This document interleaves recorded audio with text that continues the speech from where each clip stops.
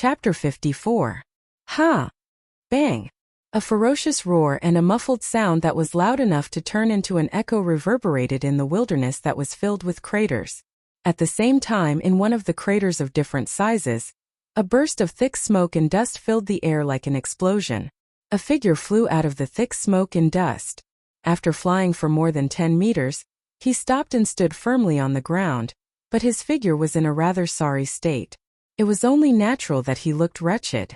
If one had to describe his current situation, it would be that he was being hunted down. Moreover, it was the kind that couldn't fight back. Under such circumstances, the one who attacked him was an opponent whose strength was far inferior to his. How could Noah not be in a difficult situation? When the smoke and dust dispersed, the scene in the crater was exposed to the air. There Mira had one hand in front of her chest, blocking a part of her fair and tender body, but it was only able to block her chest. Her other hand had completely transformed into a malevolent demonic arm, surging with a dark aura, showing Myra's angry and bashful expression. Behind her, Lysanna was squatting on the ground. Her body was curled up into a ball, completely protecting her tender body. There were tears at the corners of her eyes, as if she had been bullied. Noah felt a sense of guilt rise in his heart. Seeing that Mira was about to charge over again, Noah hurriedly shouted, "Wait! Wait! What?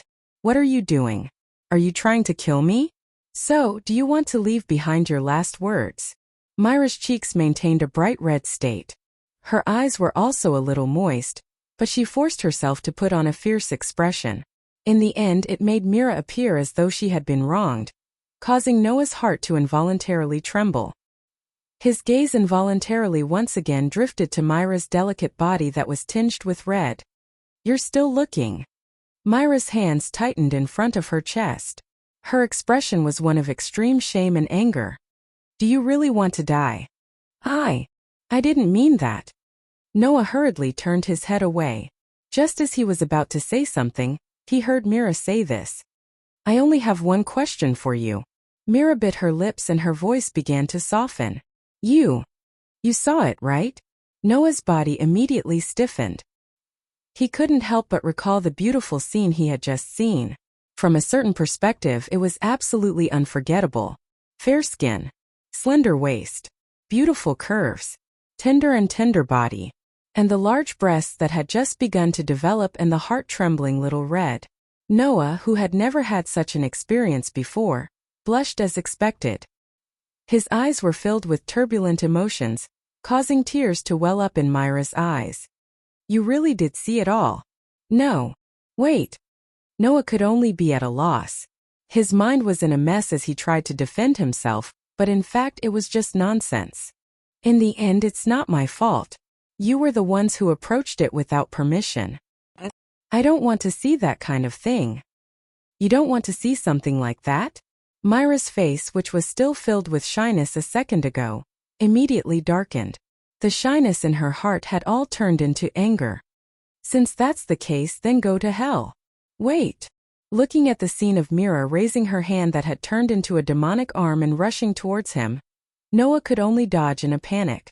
However, in a situation where he was in the wrong and couldn't fight back, and Noah and Myra's strength were similar, Noah was undoubtedly at an absolute disadvantage. He could only be described as pathetic when he tried to dodge. Fortunately, Myra's seemingly violent attacks didn't seem to carry much killing intent. She was just waving her hands randomly.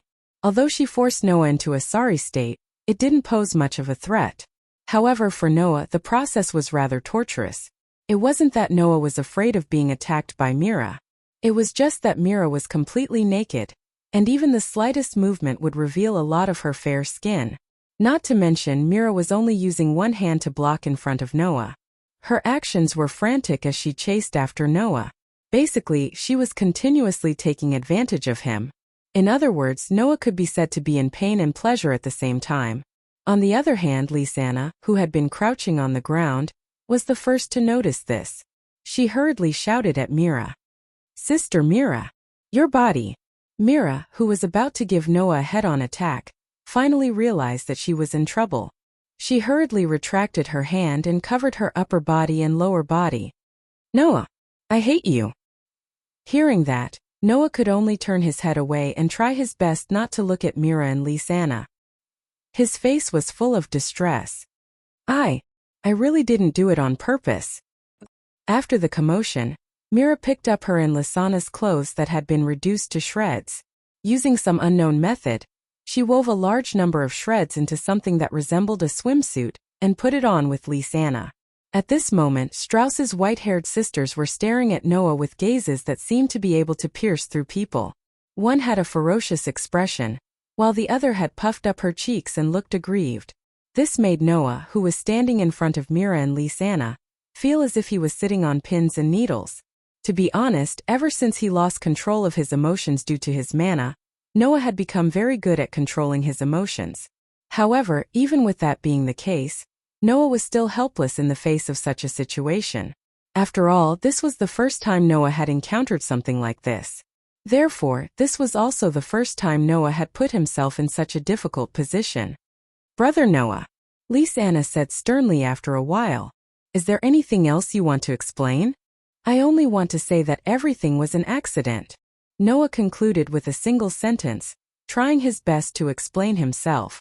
"But I really did see it. If you want to blame me, I have nothing to say." "Wah!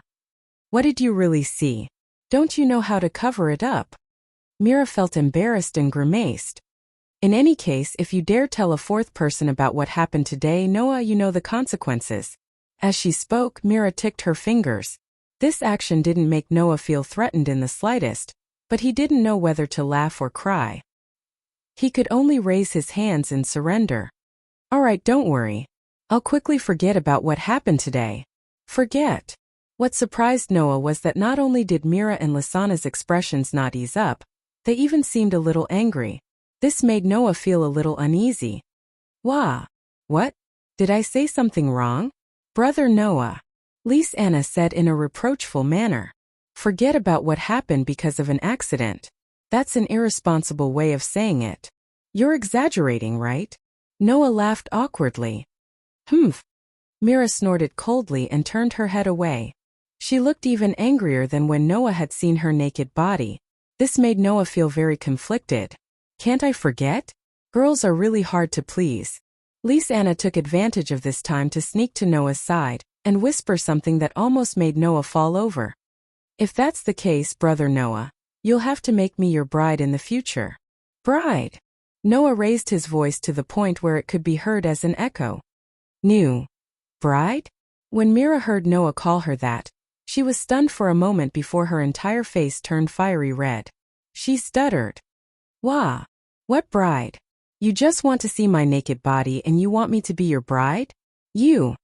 Don't be too naive. I won't be fooled." Looking at Mira's stuttering and flustered appearance, Noah could only smile bitterly. Lisanna, on the other hand, laughed mischievously and continued to whisper in Noah's ear. "You can't forget what I said, brother." "Noah! Brother!"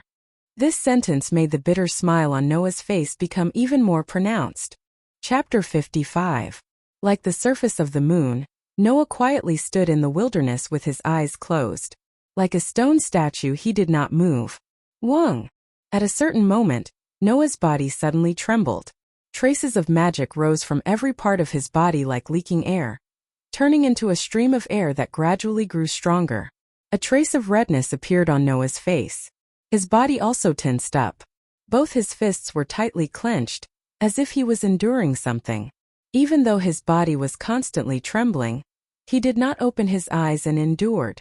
Until 10 minutes later, the magic leaking from Noah's body had completely turned into a turbulent flow, wrapping around Noah's body, causing the air around Noah to tremble.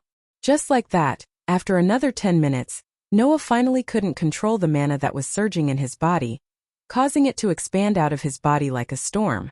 Dong! Amidst a loud sound, the violent impact blew out in all directions with Noah as the center. It swept through the surrounding wisps of air and every inch of the land. Pung! With Noah as the center, the ground within 100 meters of him collapsed without warning, as if it had suddenly been completely cut open, turning into pieces of gravel. Some flew into the sky, some fell to the ground, stirring up countless clouds of dust that spread in all directions. This scene lasted for a long time. Sigh. After everything calmed down, Noah opened his eyes, looked at the newly formed large holes around him and sighed. When will I be able to completely control the superior grade destruction magic crush? The negativity only lasted for a while. After a while, Noah pulled himself together. Even Gildas was not able to completely control it. How can it be that easy for me to control it in just 5 days? Not to mention, I have only just learned how to use crush. I still need to continuously practice, cultivate, and strengthen myself. Learning how to use magic did not mean that one had succeeded. Being able to use a magic shooter's magic was one thing, but in the days to come, one still needed to constantly practice. After all, magic that had just been learned was undoubtedly the weakest. Only by continuously strengthening one's magic and being proficient in using one's magic could one make magic more powerful. Take Gildas for example. When he first learned crush, he certainly could not be like Noah, who could crush a mountain when he lost control. At the very beginning, being able to crush rocks was already a very good result. Noah was the same. Now Noah had only just learned how to use crush. Although the power of crush was so strong because of his powerful magic, it was still just the beginning. Needless to say, the superior grade destruction spell Shatter could not only shatter rocks and the like. When trained to the highest level, even magic spells could be shattered, and even human bodies could be directly shattered, burying the opponent in an instant. This was the terrifying aspect of the superior grade destruction magic crush. Noah was now only relying on his powerful magic to use crush. It could destroy the ground, mountains, buildings, and so on, but if he wanted to reach the realm of being able to crush magic and even a person in an instant, it was still too early. However, if I can't even control it to this extent when I practice crush, won't it be even more difficult to control it? Noah closed his eyes again. I have to perfect control of this stage of crush as soon as possible. Most importantly, Noah did not want to use his crush on something like tearing up clothes.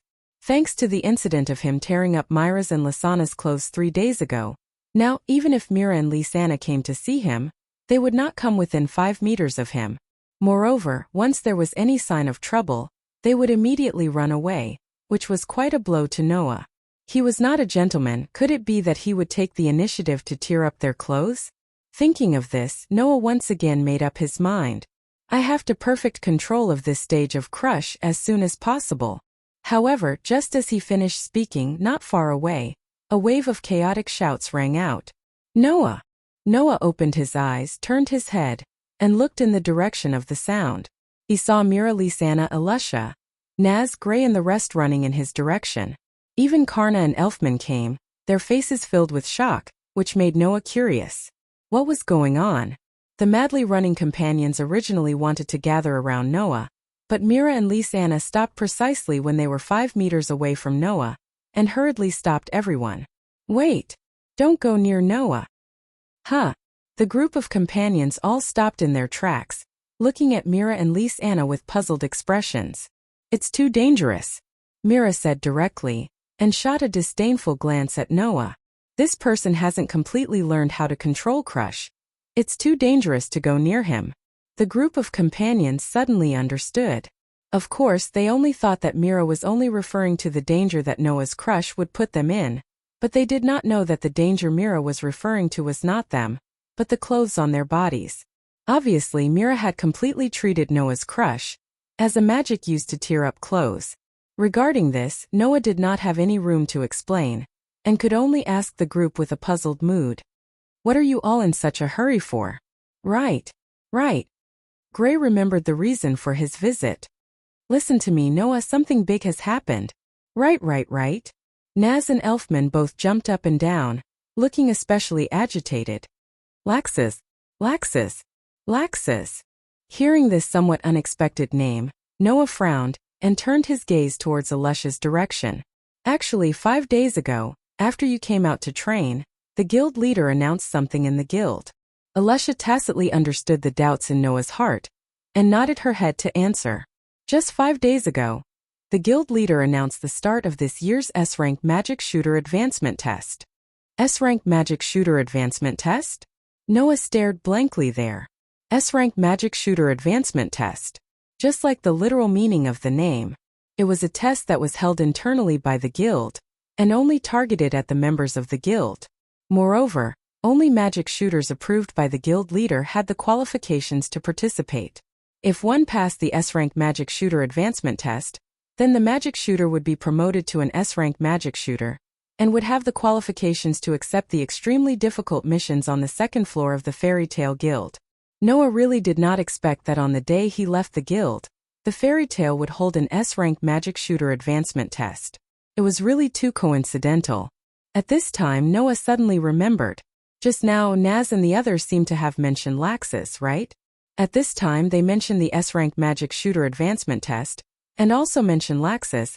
Could it be? Noah's gaze became slightly serious. Every year, only one person can pass the S-rank magic shooter advancement test, otherwise there would not be a single person. Could it be that the person who passed this year's S-rank magic shooter advancement test is? Mira and Elisha looked at each other and nodded, proving Noah's conjecture to be correct. The person who passed this year is Laxus. Noah was silent. Laxus, this brother in name, who hated the weak and only acknowledged the strong, had finally become an S-rank magic shooter? A 17-year-old S-rank magic shooter. Should it be said, as expected of him? Noah. Knowing that the relationship between Noah and Laxus was somewhat tense, Mira, Lisanna, Elisha, and the others looked at Noah with some worry. Noah faintly smiled and raised his head to look at the sky, the expression in his eyes beginning to soar. Losing to anyone is fine, but I absolutely cannot lose to him. Chapter 56. The wind blew quietly from the distant horizon, adding a hint of coolness to the air. Magnolia was still standing in the middle of the forest and mountains. From time to time, the shouts of the townsfolk could be heard. Nothing had changed. It was still as lively as before. Now that it was autumn, the temperature of Magnolia had dropped a lot, causing the town to feel a little chilly. Of course, if there wasn't a trace of wind, the humid weather would still make people feel suffocated. Rustle, rustle. In a forest outside of Magnolia, which was even hotter, the faint sound of leaves rustling could be heard from a certain corner. The rustling sound grew louder and louder, as if something was approaching. Whoosh! In the next second, a figure suddenly appeared in the forest. It was running at an extremely high speed, accompanied by a subtle sound of breaking air. It was a young man of about 17 years old, barefoot and bare-chested, wearing only shorts. At this moment, the young man was holding up a boulder that was several times larger than his entire body. His speed was even faster than that of a cheetah as he trampled on the ground of the mountain forest. While causing the earth to tremble, he ran madly through the mountain forest, nimbly avoiding the trees and obstacles that came his way as he continued to run. Whoosh! After a long while, the young man finally stopped his footsteps and casually threw the huge rock that was raised above his head to the side. Dong! The boulder crashed to the side, crushing the surrounding branches and grass. It also smashed a hole in the ground, stirring up some smoke and dust. After doing all this, the young man raised his head and looked at the sky. His face was no longer young and was starting to mature. His eyes were so deep that they seemed to be able to suck people in under the sunlight. This was a face that had taken 4 whole years to grow. Time flew. In the blink of an eye, 4 years had passed. Noah, who was already 17 years old, had not only grown in height and appearance, but he had also grown in strength that no one knew the limits of except for him. Ever since Noah received the news that Laxus had passed the S-rank magic shooter advancement test and was promoted to an S-rank magic shooter, not only had he not returned to Fairy Tale, but he had also been challenging his limits almost every day. In these 4 years, Noah had not only been training his magic, physical ability, swordsmanship, fighting ability, mana control, even the flexibility, acuity, reflexes, senses and other aspects of the body were constantly trained to challenge the limits of their limits. It was not an exaggeration to say that Noah's strength had undergone a drastic change compared to 4 years ago. At the very least, Noah was confident that if he had the chance to fight the Noah from 4 years ago, he would be able to defeat the Noah from 4 years ago without using any destructive spells or superb sword skills. In fact, he wouldn't even need to move half a step. He would be able to defeat the Noah from 4 years ago with just a swing of his fist. This was only a portion of Noah's current strength. As for magic, glancing at the boulder beside him, Noah reached out his hand and lightly pressed on it. He then lifted his feet and walked forward, his figure gradually disappearing into the forest. Wang! After Noah's figure disappeared into the forest, the boulder that was several times bigger than Noah's body suddenly flashed with light.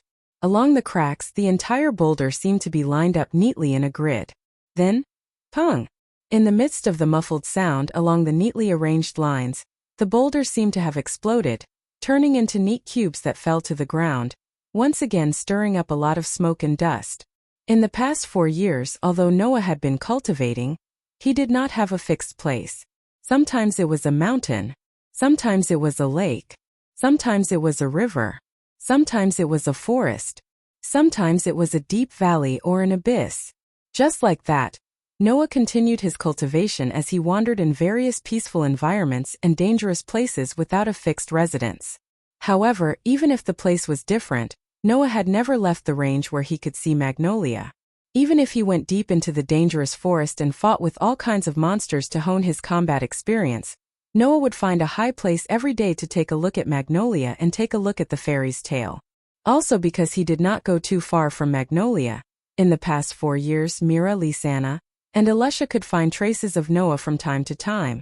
Sometimes it was a group, sometimes it was an individual, sometimes it was a group, sometimes it was only 2 or 3 people.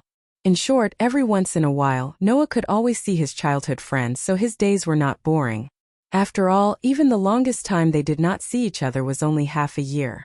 Of course, the shortest time they did not see each other was more than 2 or 3 months. From time to time he would gather with his childhood friends, play around and have fun. Each time did not exceed a day. Other than that, there was only training and training. In this life of training, Noah completed these 4 years of cultivation. Noah put on a simple white shirt, black trousers and a white coat that went past his thighs. He turned his head and looked in the direction of Magnolia. The familiar guild building seemed to appear in his eyes. After a while he murmured to himself, "That's right. It's time to go back, right?" As he said this, Noah clenched his fist and spread out his hand. A fog-like white light rose from it and rolled back and forth. Only those who were familiar with the high-grade destructive spell Crush would know that if this fog-like white light accidentally touched something, the thing that touched it would definitely be smashed to pieces. Noah allowed such a dangerous thing to roll back and forth on his palm, and skillfully let the light dim. After a while he clenched his fist tightly. In fact, since a year ago, Noah's crush had never gone out of control. However, for the sake of conservatism, Noah still trained Crush for an entire year. Now, Noah had 100% confidence to make such a declaration. Even Kilda's control of Crush is not as good as mine. After leaving such a declaration, Noah finally could not suppress the feelings of homesickness in his heart. On his face, an excited smile that he had not seen for a long time appeared. He reached out, grabbed the cloth bag that contained the knight's sword and walked towards Magnolia. Magnolia, fairy's tale. Looking at the familiar building in front of him, Noah was stunned for a long time. 4 years. He had not returned for a full 4 years. Even if 4 years had passed, Fairy's Tale still did not change much. Only the door seemed to have been changed a few times. Thinking about it, it should not have been destroyed by nature but by those troublemakers, right? Taking a deep breath, Noah suppressed the feelings in his heart. He reached out and pushed open the door of the guild. The sun had just risen not long ago. Therefore, there was no one in the first floor of the guild's bar. Noah looked at the familiar scene and walked around the bar. Then he walked up the stairs to the 3rd floor and reached the door of his room. He reached out and pushed it open. What entered his eyes was a scene that completely overlapped with the scene in his memory. Not even the slightest bit of change. But there was not a speck of dust. Just like when Noah had just left. Noah stood at the door and looked for a long time. After a long while, a voice gently reverberated in this simple and crude room. "I'm back." Chapter 57. Who? The moment he opened the window, a cool breeze blew into Noah's face, blowing the bangs in front of Noah's forehead. Noah took a deep breath of fresh air, feeling very comfortable, and his heart seemed to have melted. 4 years. 4 years had passed. He had finally returned to this place. Did he miss it? Perhaps there was. However, Noah was more moved. Undoubtedly, he had not been back for 4 years. The decoration of Noah's room was exactly the same as when he had just left. There was not even a speck of dust. Even the clothes in the wardrobe that belonged to 4 years ago, and could not be worn now, were still arranged properly. What did this mean? It meant that even if Noah was not in fairy tale for 4 years, there was still someone who came to clean his room almost every day, but did not touch his things without permission. Everything was maintained exactly the same as when he had left. Knowing this, how could Noah not be moved? Of course, Noah could guess who had been cleaning his room for more than 4 years. Really? A beautiful figure that he had not seen for a long time appeared in his mind. Noah could not help but have a smile on his face. I have to thank her properly. Just when Noah was immersed in his memories and feeling moved, a somewhat uncertain and full of disbelief voice echoed behind Noah's back. Noah, brother. Hearing this familiar yet strange voice, Noah almost reflexively turned around and looked behind him. There, an extremely beautiful girl was standing there. It was a cute and delicate young girl who was about 15 or 16 years old. She had snow-white, soft, shoulder-length hair, and was as white as snow. The girl stood at the door, looking at Noah with a very hesitant and somewhat excited expression. Her voice was slightly trembling as it squeezed out from her throat. Brother Noah, is that you? Seeing the girl who had changed quite a bit from the familiar figure in his memories call out to him with a familiar tone and address, Noah only stared at her, his expression becoming more and more gentle. Although I have left the guild for 4 years, if I remember correctly, you found me in the wilderness half a year ago. You should be able to recognize me, right? Saying this, Noah called out the name of the extremely beautiful girl in front of him. Lysanna. Lysanna finally confirmed that the person in front of her was the owner of this room. All the hesitation and uncertainty on her delicate face turned into excitement, and she did not hesitate to throw herself at Noah. Brother Noah. Noah did not expect her to throw herself at him, and was hugged so tightly that he almost fell to the ground. However, she didn't care about that at all. She hugged Noah with all her might, rubbing her little face against his chest. Brother Noah, you're finally back. That's great. That's great. Feeling the soft and delicate body of the girl in his embrace through close proximity, Noah's heart that hadn't wavered in the past 4 years was fiercely shaken for a few seconds. Even 4 years ago, when she was still very close to Noah, the most she did was hold Noah's hand and hug Noah's arm. Although she would sometimes act spoiled and make Noah piggyback her, she had never hugged Noah. So without a doubt, this was the first time she had hugged Noah so fiercely, allowing Noah to hug her tightly. How could Noah, who had never been so close to a girl before, he didn't know about Mila and Lysanna kissing him, not be shaken? Moreover, the current Lysanna could not be compared to the Lysanna of the past. At the very least, Noah, who was hugged tightly by Lysanna, could clearly feel that Lysanna had begun to develop. Hidden under her clothes, there was a certain degree of softness. I know you're happy. I'm happy too, Noah said somewhat awkwardly. But you don't have to be so excited, right? Didn't we just meet half a year ago? You also know that we haven't seen each other for half a year. Lysanna raised her head from Noah's embrace and stared straight at Noah with a somewhat angry expression. We used to be together every day, but we've only seen each other less than 10 times in the past 4 years. You won't let me get excited. All right, I know. Noah could only surrender. Suppressing the rare wavering in his heart, he stretched out his hand and gently stroked Lysanna's beautiful white hair like he did when they were children. I'm back. Welcome back. Lysanna smiled happily and buried her face in Noah's embrace once more. It really is Big Brother Noah's scent. I miss it so much. So you even remember my scent? Noah didn't know whether to laugh or cry as he gently pushed the dissatisfied Lysanna away and looked around his clean room. Lass, you've been cleaning my room for the past 4 years, right? Yes. Lysanna didn't hide it and nodded. When Big Brother Noah wasn't around, Big Sister Alusha didn't stay in the guild often and went out to work. Big Brother Elfie was playing with Naz and Gray, and Big Sister Alusha either went out to work like Big Sister Alusha or went to the forest to train. I was the only one who was bored, so I came to clean when I had nothing to do to pass the time. I see. Noah looked at Lysanna, who still refused to let go of him, and sized her up. You've changed a lot too. Is that so? Lise Anna smiled a little embarrassedly, but she didn't shift her gaze away and continued to stare at Noah. Have I become more feminine than before? You're still the same as before. You're so mischievous. Noah couldn't help but knock her on the head. When she clutched her head and cried out, he broke free from her embrace and walked out of the room. Let's go. Let's go say hi to everyone. Wait. Big brother Noah. Lise Anna hurriedly chased after him and walked out of the room with Noah, heading towards the bar on the first floor.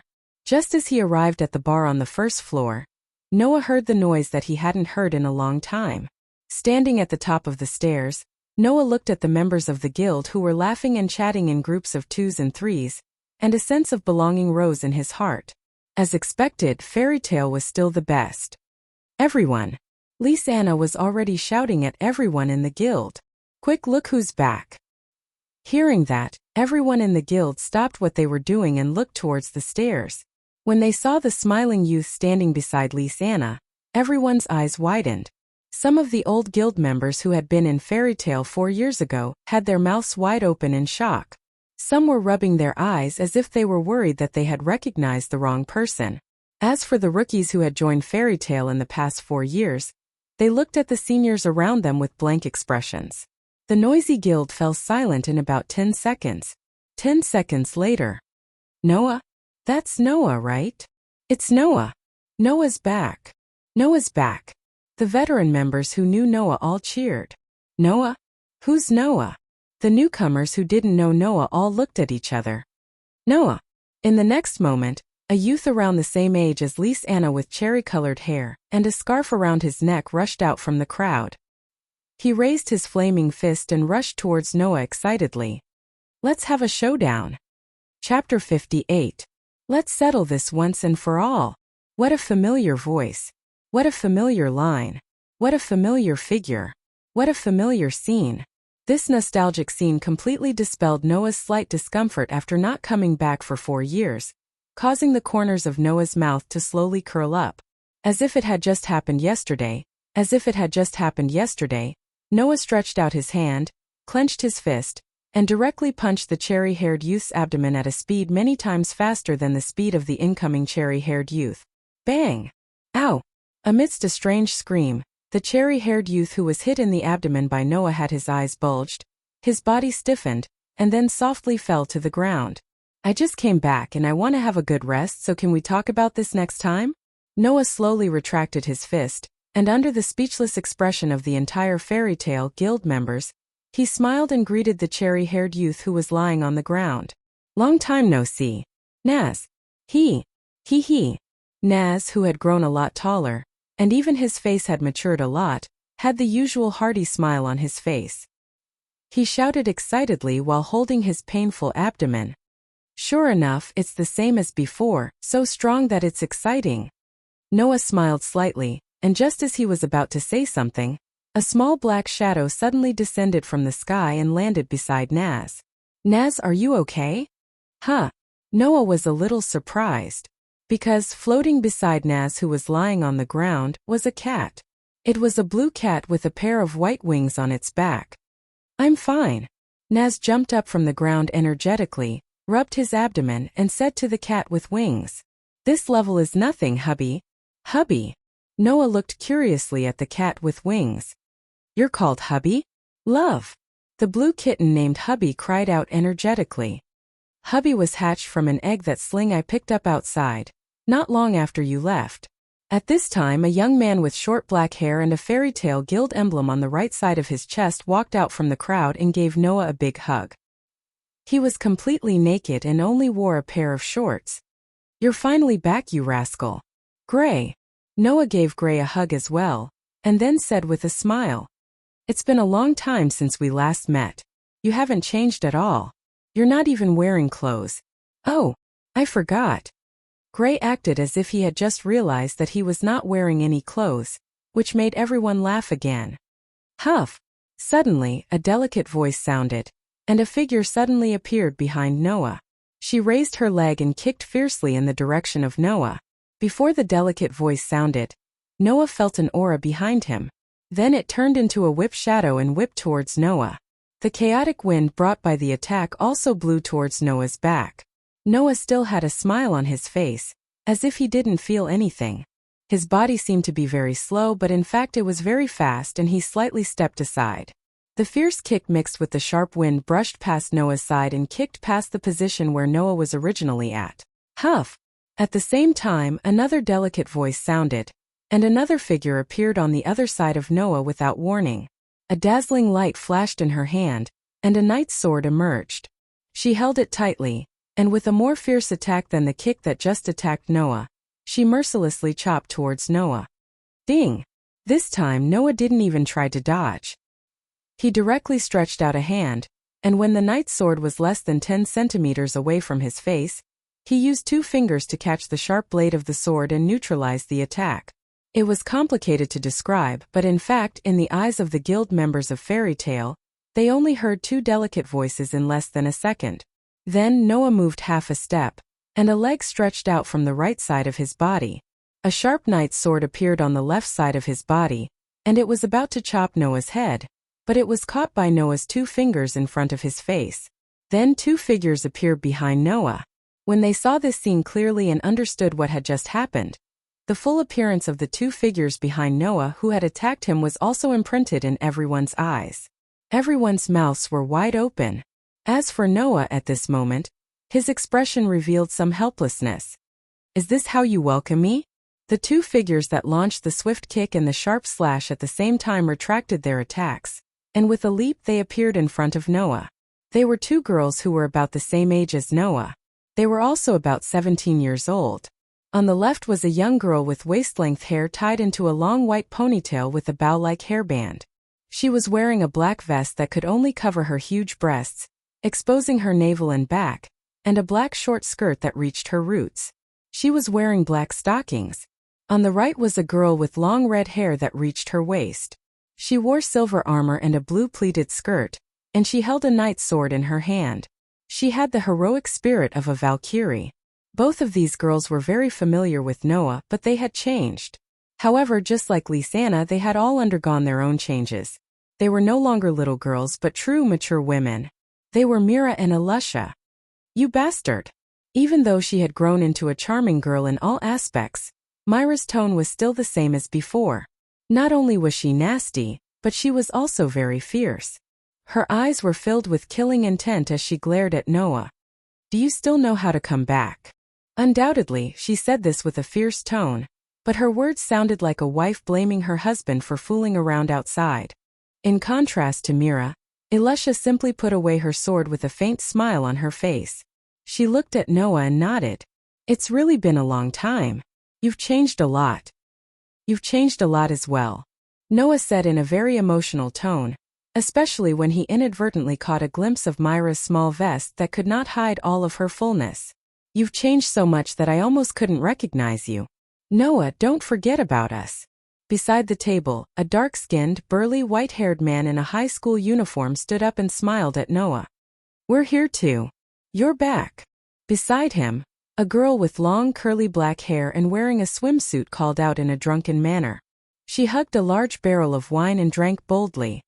There's finally a decent man in this guild. You're Elfman and Kana? Noah asked in a surprised tone. You've changed a lot too, especially Kana. When did you learn how to drink? Ma. Kana held her red face and laughed boldly. Don't mind such a small matter. His gaze swept across the faces of his childhood playmates. Looking at their current appearances and recalling the last time he saw them, Noah could only sigh at how time could change everything. At this moment, a short old man walked over from the bar and stopped in front of Noah. All the voices in the guild disappeared in an instant. Noah looked at the old man in front of him who he hadn't seen for 4 years. The old man also looked at Noah. Their eyes were filled with undetectable excitement. After a long time, the old man smiled and spoke. You've grown up. Noah nodded heavily and spat out a sentence that contained almost all his emotions. I'm back, Grandpa. Chapter 59. Night. Following the memories that remained in his mind, Noah walked along a small path in Magnolia Forest. After walking for about 10 minutes, he arrived at the bank of the river. Even in the incomparably dark night, The river still flowed as quietly as it did 4 years ago. The faint but clear sound of flowing water echoed in Noah's ears, miraculously calming his heart.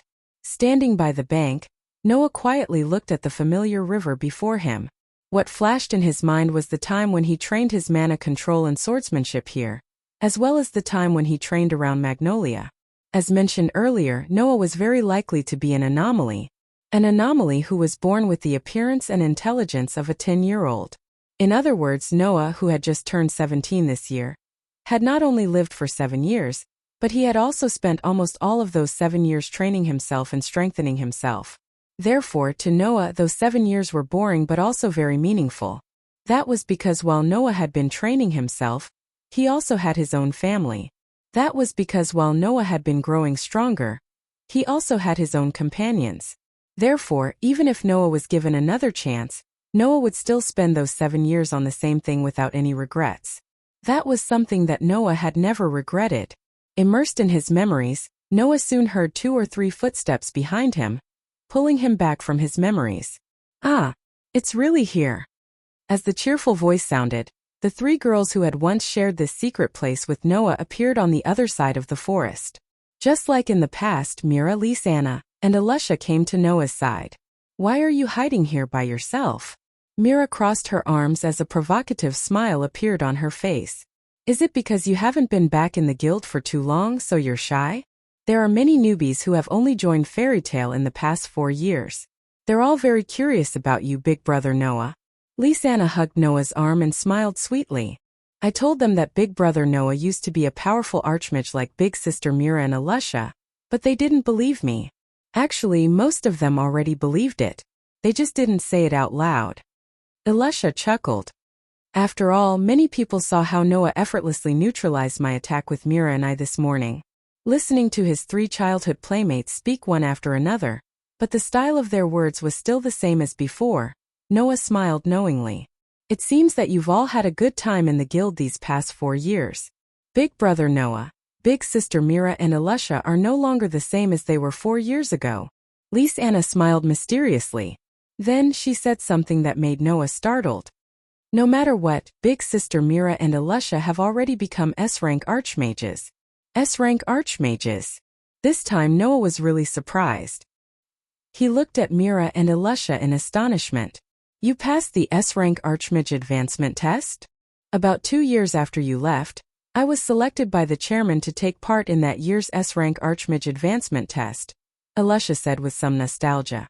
"Many things happened in between, and there were times when I almost gave up.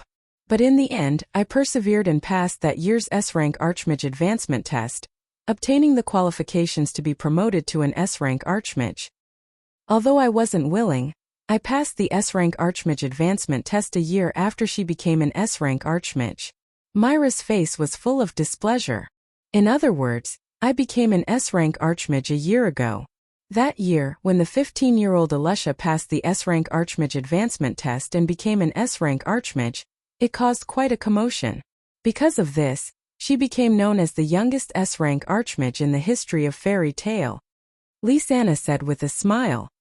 Although big sister Mira was late by a year, there weren't many people in the history of Fairy Tail who became an S-rank archmage at the age of 16. "Big brother Noah, you're not just one step behind." Hearing that, the shock in Noah's heart slowly dissipated. Looking at Mira and Alusha's faces, he more or less felt admiration for these 2 playmates of the same age. Noah didn't know what the S-rank archmage advancement test of other guilds was like. Fairy Tail's S-rank archmage advancement test had some changes every year, so it couldn't be used as a reference. However, if Fairy Tail's members wanted to take part in the S-rank archmage advancement test, first of all, not only did they need to have a certain amount of strength, they also needed to have a certain amount of experience. This experience didn't refer to the length of time they had spent in Fairy Tail. It might be a bit of an exaggeration to say that a new member could take part in Fairy Tail's S-rank archmage advancement test, but basically if they had 1 or 2 years' time, it wouldn't be a problem to take part in Fairy Tail's S-rank archmage advancement test. Therefore, the experience here referred to the archmage's activity and ability before taking part in the S-rank archmage advancement test. That was to say, the archmage had accepted and completed a certain number of tasks in the guild. In the end, This so-called experience was to let the guild leader see that they had the ability to take part in the S-rank Archmage advancement test. In this way, the guild leader would consider letting the Archmage who was active enough to enter his site, and had a certain amount of ability to take part in the S-rank Archmage advancement test. When Alusha took part in the S-rank Archmage advancement test, she was 15 years old. When Mira took part in the S-rank Archmage advancement test, she was 16 years old. This was enough to prove that the two girls were able to obtain the qualifications to take part in the S-rank Archmage advancement test at such a young age. How much effort had they put in? Even Noah's nominal elder brother, the genius who had shocked Kildas, only obtained the qualifications to take part in the S-rank Archmage advancement test at the age of 17. He passed and was promoted to an S-rank Archmage. Mira and Alusha were able to reach this step earlier than Laxus. It was no wonder that Alusha spoke with a slightly proud tone. "Aren't you guys too cunning?" Noah was slightly dissatisfied. "In these 4 years you guys have come looking for me many times, but you didn't tell me about this matter?" Mira, Lisanna, and Alusha laughed at the same time, as if telling Noah that they did it on purpose. Noah smiled bitterly. "Then how are you doing?" Mira licked her lips and looked at Noah with a burning gaze. "Since you've chosen to come back, that means that your crush will no longer cause any problems, right?" Lisanna and Alusha's eyes were also shining, clearly very concerned about this matter. In response, Noah seemed to be repaying the 3 girls for their pranks and unhappily avoided answering. "Want to know? Let's talk about it when we have the chance." This sentence unsurprisingly caused Mira and Alusha to be dissatisfied. Only Lisanna looked as if she had thought of something. Her face was slightly red as she moved her face close to Noah's ear and said in a mosquito-like voice, "This time Big Brother Noah won't crush my clothes and Big Sister Myra's, right?" Noah almost tripped and fell to the ground. He rolled his eyes, causing Lisanna to laugh continuously. This night, it was as if they had returned to their childhood. The 4 of them stayed in a secret place that only they knew. The sounds of laughter and banter lasted for a long time. Chapter 60. Bye-bye, Big Brother Noah. Don't go to bed too late and not wake up tomorrow. See you tomorrow.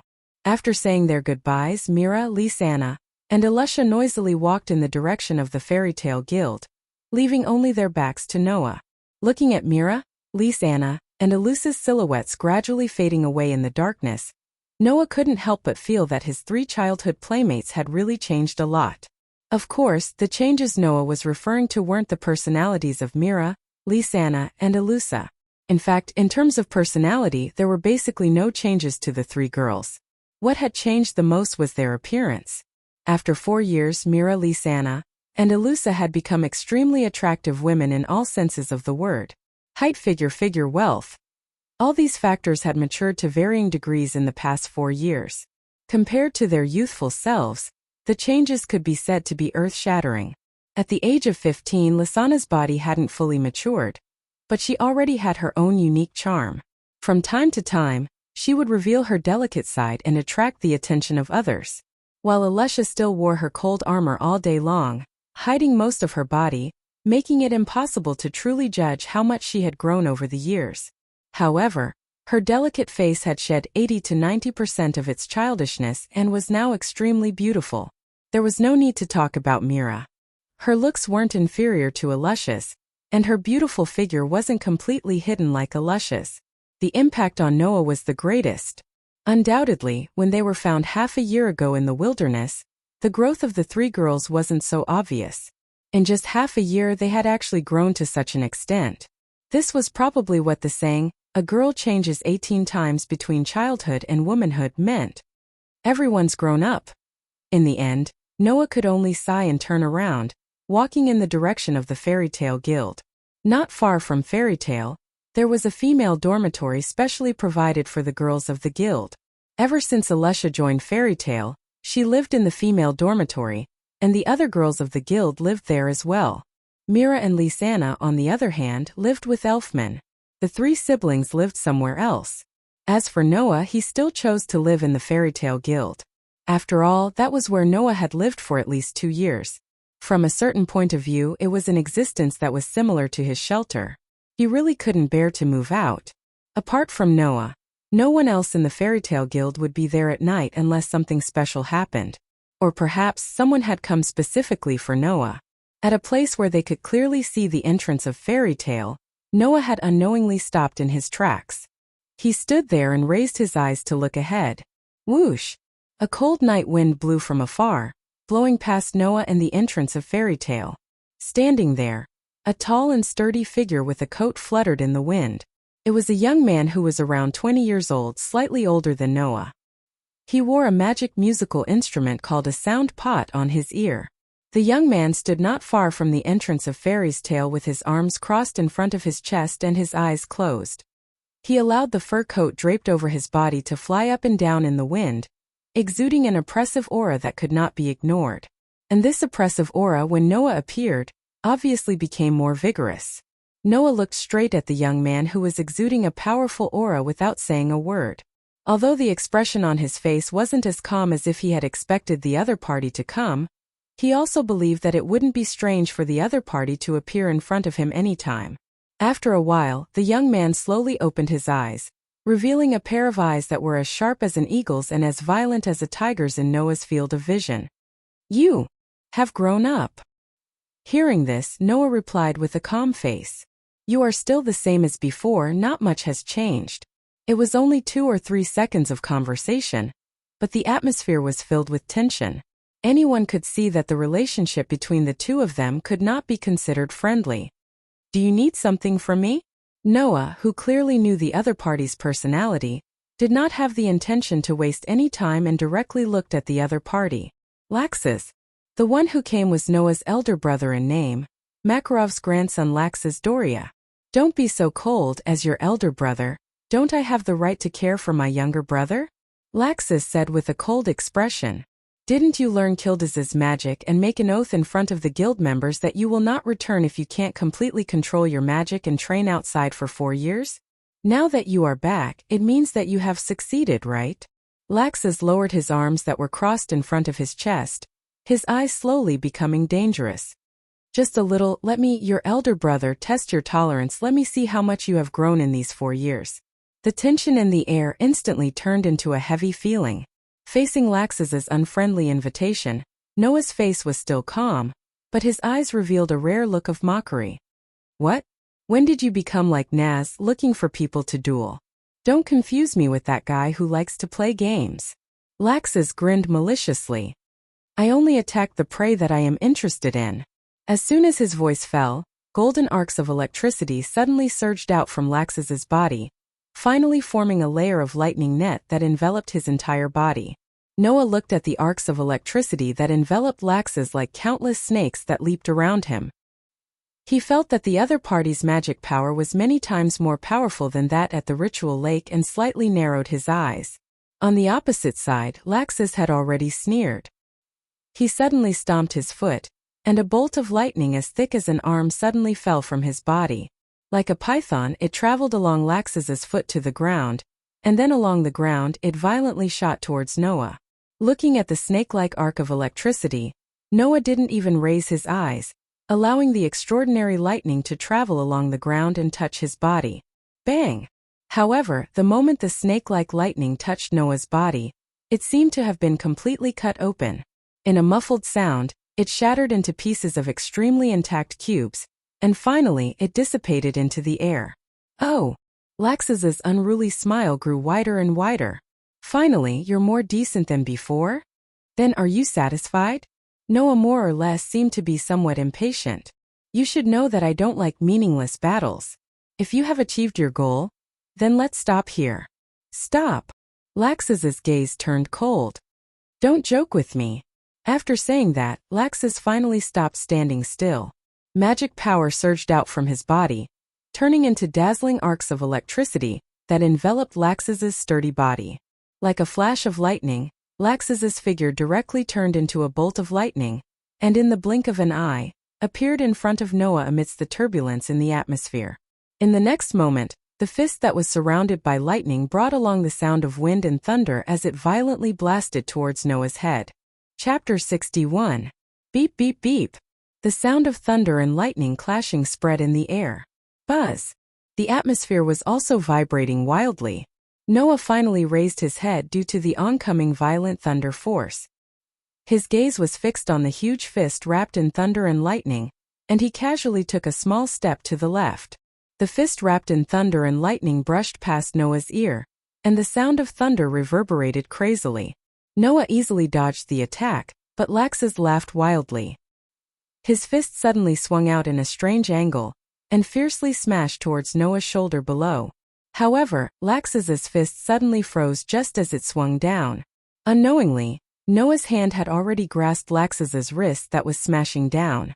The force in his hand was constantly exerting on Laxus's wrist, causing Laxus to feel a slight pain. His strength is quite strong. Laxus's attack was blocked again, and a hint of surprise appeared in his eyes.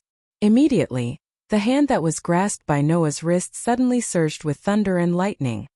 Beep beep beep. The violent golden arc condensed into a ball in Laxus's hand, and turned into a scorching plasma body. Laxus roared as if he was holding thunder and lightning in his hand. Violent volt. The power of the hand that was enveloped by lightning surged, and it forcibly broke free from Noah's hand that was holding it. With a fierce force it smashed down furiously. This smash even produced a tearing sound in the air, and the golden arc also lit up the entire scene. Feeling the power of Laxus's blow, Noah was slightly surprised. He finally stopped defending, and his body suddenly retreated, clenching his fist tightly. Buzz! A white radiance emerged from Noah's fist, and as Noah swung, it fiercely collided with Laxus's thunder and lightning fist. Bang! A muffled sound rang out, and a violent wind blew in all directions. Bang! In the center of the wind, the plasma body in Laxus's hand was like a fragile powder the moment it came into contact with the white radiance in Noah's hand. It couldn't even last for a second, and it turned into complete small cubes and shattered. Superior grade destruction magic? Crush. It wasn't only able to shatter matter.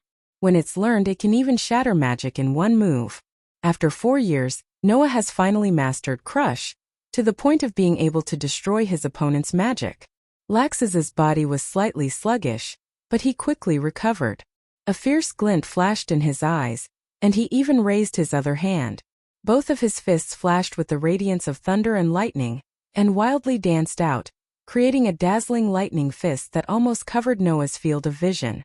The sharp sound of wind breaking echoed in the night sky. Facing Laxus's fierce attack, Noah's expression didn't change, and he also raised his fist, which was flashing with the unique magical radiance of Crush.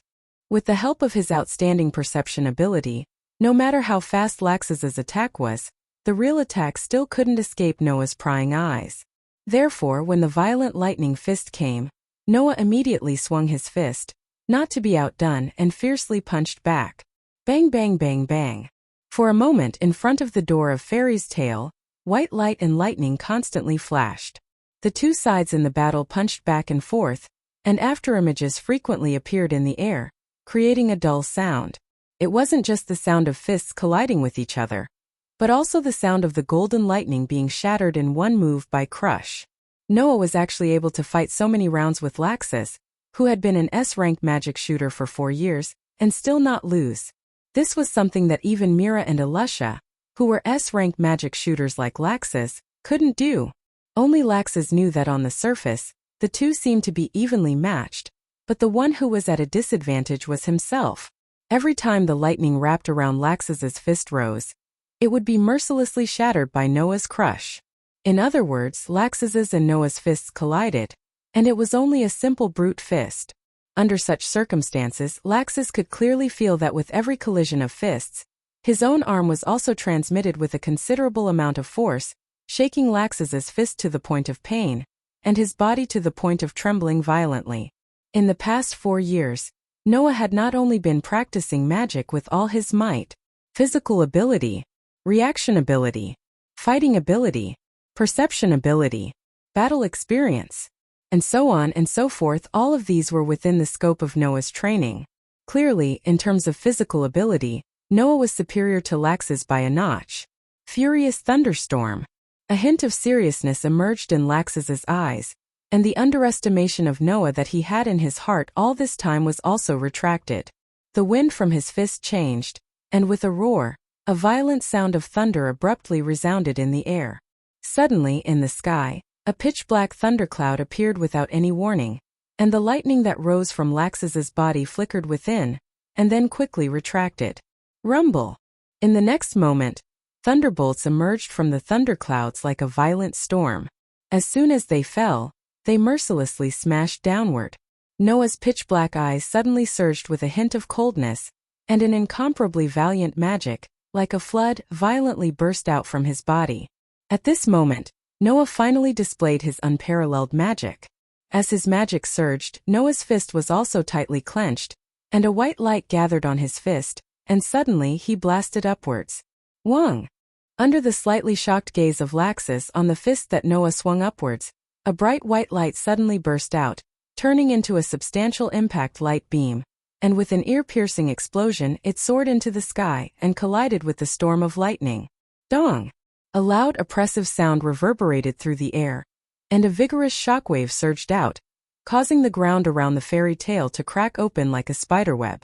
And the storm of lightning was also instantly crushed by the white impact light beam, one by one, and shattered. Immediately after, the white impact light beam did not reduce in power, and collided with the pitch-black thundercloud. Pung! The pitch-black thundercloud immediately followed the fate of the storm of lightning, and was instantly dispersed by the white impact light beam, turning into complete cubes and shattering into pieces. Then the pitch-black thundercloud was completely shattered like black particles, and slowly floated down in the background. The scene of Noah's cold expression, raising his fist, mixed with a fierce wind, and fiercely smashing towards Laxus, was imprinted in his eyes. This scene was clearly reflected in his eyes, and Noah's fist also slowly enlarged in Laxus's pupils, causing Laxus's pupils to shrink. Just as Noah's fist was about to hit Laxus, a surge of magic rose from Laxus's strong body. Ha!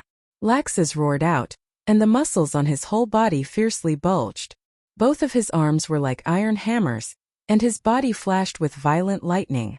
A fist mixed with violent lightning struck out, and Lax's beast-like roar reverberated in the night sky. Thunder Dragon's crushing fist. As a result, the fist that was covered with resplendent white light and the fist that was covered with berserk lightning violently collided. Dong! Under the night sky in front of Fairy's Tale's door, a storm-like shockwave suddenly exploded, bringing with it lightning and white light that filled every corner of the scene. For a long time it was unable to calm down. Chapter 62. Whoosh! A gust of wind blew past the location of the Fairy's Tale, causing the dust and wind in front of the Fairy's Tale to dissipate along with the wind. Beep! Traces of weak electric arcs were still spreading on the ground. Pa! Pa! Small pieces of gravel fell to the ground one after another. In the middle of the field, Noah and Laxus had already put some distance between each other. Separated by this distance, they stared at each other with different expressions in their eyes. The expression in Laxus's eyes was angry and indifferent. Noah's eyes flashed with a hint of thoughtfulness. Sensing the magical energy rising from Laxus's body bit by bit, as well as the unique magical energy on the golden electric arcs, Noah slowly straightened his body and stared straight ahead as he recalled the magic that Laxus had just cast. You really are a Dragon Slayer Archmage. A Dragon Slayer Archmage. He was a sorcerer who had learned the ancient lost magic specifically used to fight against dragons, Dragon Slayer magic. When he was a child, Noah relied on his extraordinary sensing ability to sense that Laxus's body had a different kind of magic hidden in it. The special magic power that seemed to hide a ferocious beast had always bothered Noah. It wasn't until he met Naz that Noah began to suspect something, when he sensed the same kind of magic hidden in Laxus's body. Was Laxus also a Dragon Slayer Archmage? Now this suspicion had finally been confirmed. Lay's Dragon Slayer Archmage. Noah stared at Laxus's face. Why do you know this kind of magic? Naz practiced Fire's Dragon Slayer Archmage. That was because Naz was the son of a dragon, adopted by the fire dragon Egunir. Windy, whom he had met in the forest, practiced Sky's Dragon Slayer Archmage. However, that was also because Windy was the daughter of Sky Dragon Grandine. Although Laxus's mother was no longer around, and his father was expelled from the fairy tale by Makarov for some reason, he grew up in the fairy tale. He was truly a child raised by humans. How could he be the son of a dragon? Didn't I tell you not to mix me up with those guys who only know how to play games all day? Laxus said coldly as he raised his arm that was flashing with dragon lightning. Although it's very unpleasant to talk about it, I wasn't as healthy as you guys when I was young. I was very weak. Therefore, my father implanted the dragon magic crystal in my body, which allowed me to use the dragon slayer magic, allowing me to become a dragon slayer magic shooter and possess this power. Magic crystals. It was a type of crystal that could be used to store magic, and could also be used to store certain types of magic. It was an extremely convenient item that could be used as a magic tool with various effects. The dragon magic crystal that Laxus was talking about should be a special crystal that stored the magic and magic of a dragon, allowing the user to directly possess the dragon slayer magic. In other words, Laxus was different from Naz, who was the type of dragon slayer magic shooter that was taught magic by a dragon. He could be considered a new type of dragon slayer magic shooter. So that's how it is. Noah said indifferently. Extraordinary talent, coupled with the magic and magic of a dragon. Is this how you became so strong? Although Lax's lightning attribute dragon slayer magic was only a flash in the pan, just from the magic that Noah sensed, Lax's was probably much stronger than Mira and Elusha. And judging from Lax's speed of growth, in another 2 to 3 years, Lax's might even catch up to Kilda's. In other words, the current Lax's was not far from the level of a magic shooter like the 10 Great Saint Magus. However, this was not strange. After all, Lax's originally had a monstrous talent.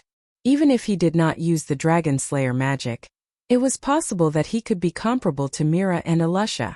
If he added the ancient lost magic that was much stronger than ordinary magic, it was only a matter of time before he caught up to Kilda's. Laxus seemed to know what Noah meant. He did not refute, nor did he agree. Instead, after a moment of silence, he said this. Do you think that I am strong? Noah was slightly startled. His expression became a little doubtful, but he still spoke the truth. If you are referring to your strength, then I admit that you are indeed very strong. Even Mira and Elusha might not be your opponent. Even Kilda should not take long before you surpass him, right? You think so too, right? Laxus laughed.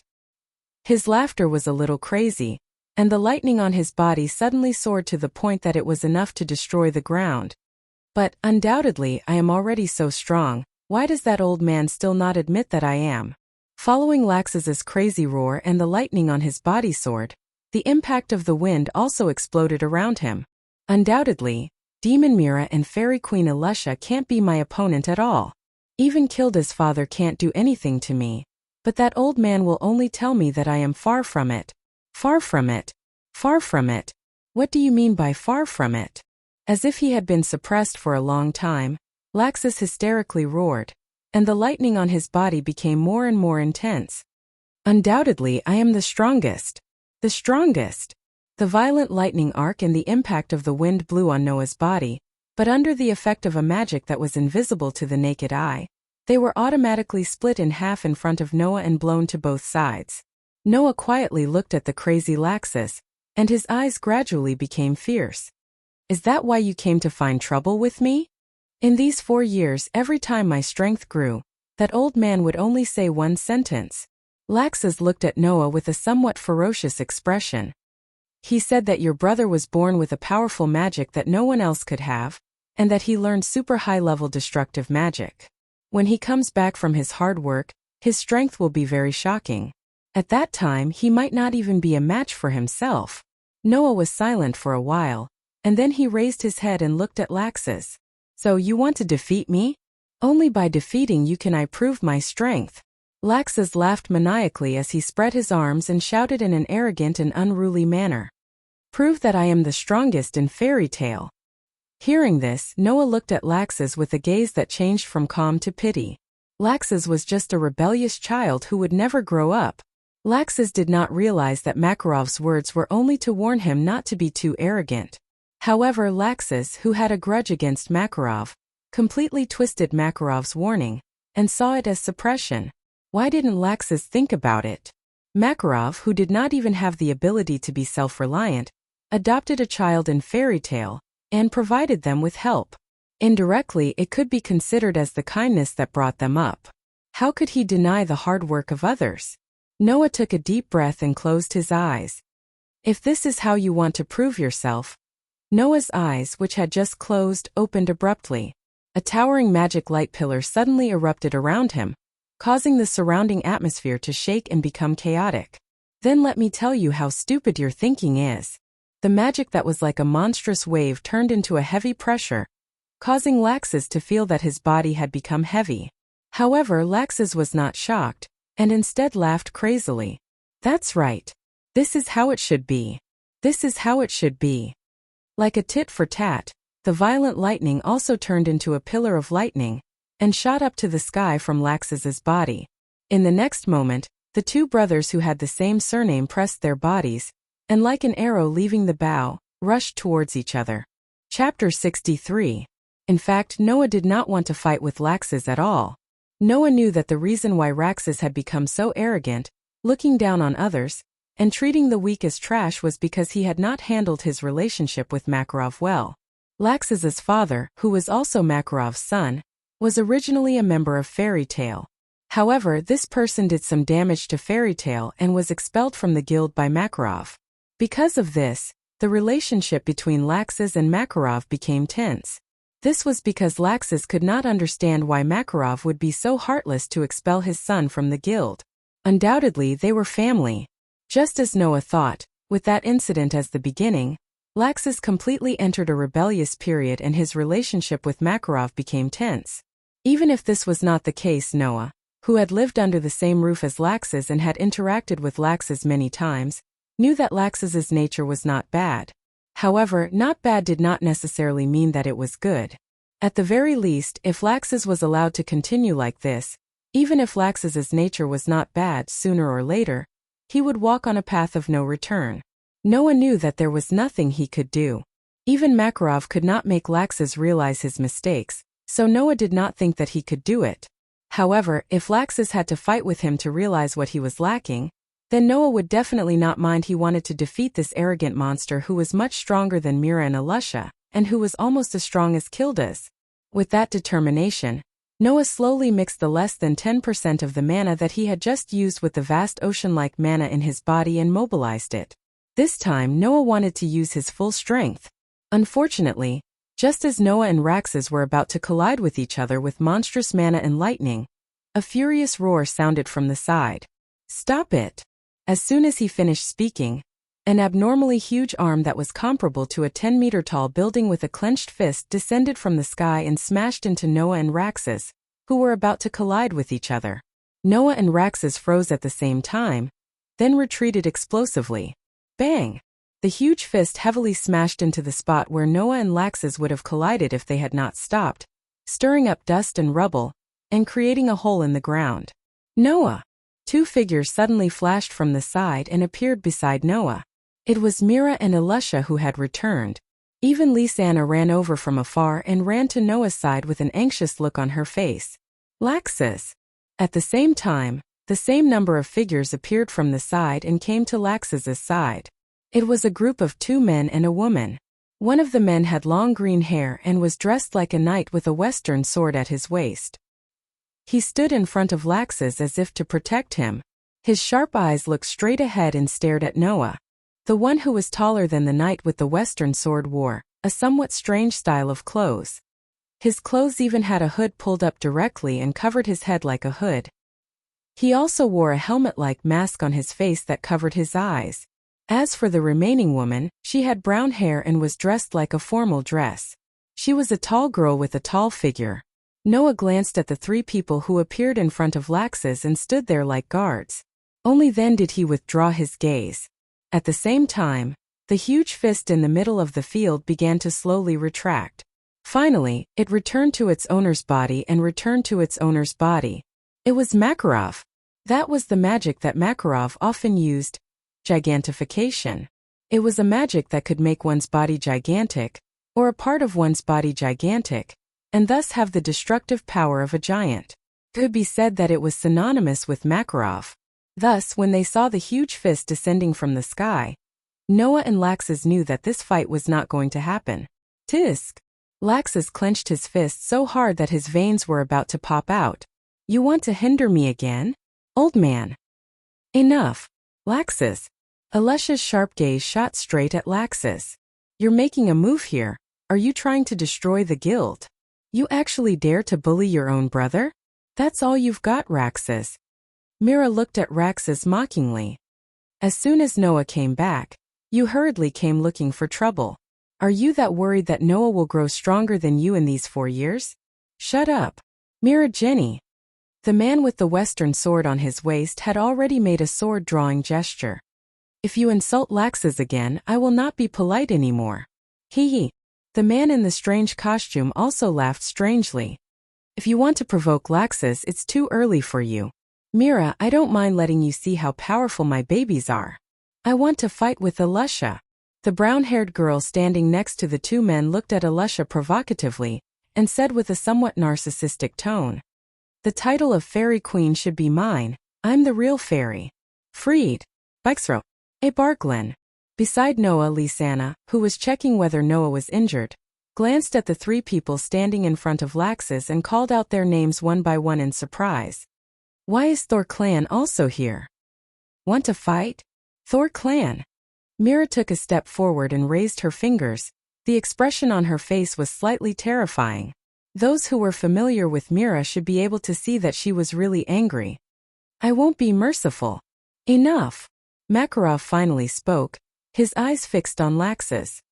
Laxus, I won't pursue tonight's matter as long as you go back now. Did I do anything wrong? Laxus sneered. It's just a duel with a family that hasn't happened in a long time. Didn't you always say that he's stronger than me? Then let him fight me. You. Mira, Lisanna, and Alesha opened their mouths as if wanting to say something, but they were stopped by Noah. Gently pressing down on Lisanna's hand on his arm, Noah stepped forward and looked past Mira and Alesha to Laxus. If you still want to continue, I can accompany you at any time, but let me give you a piece of advice.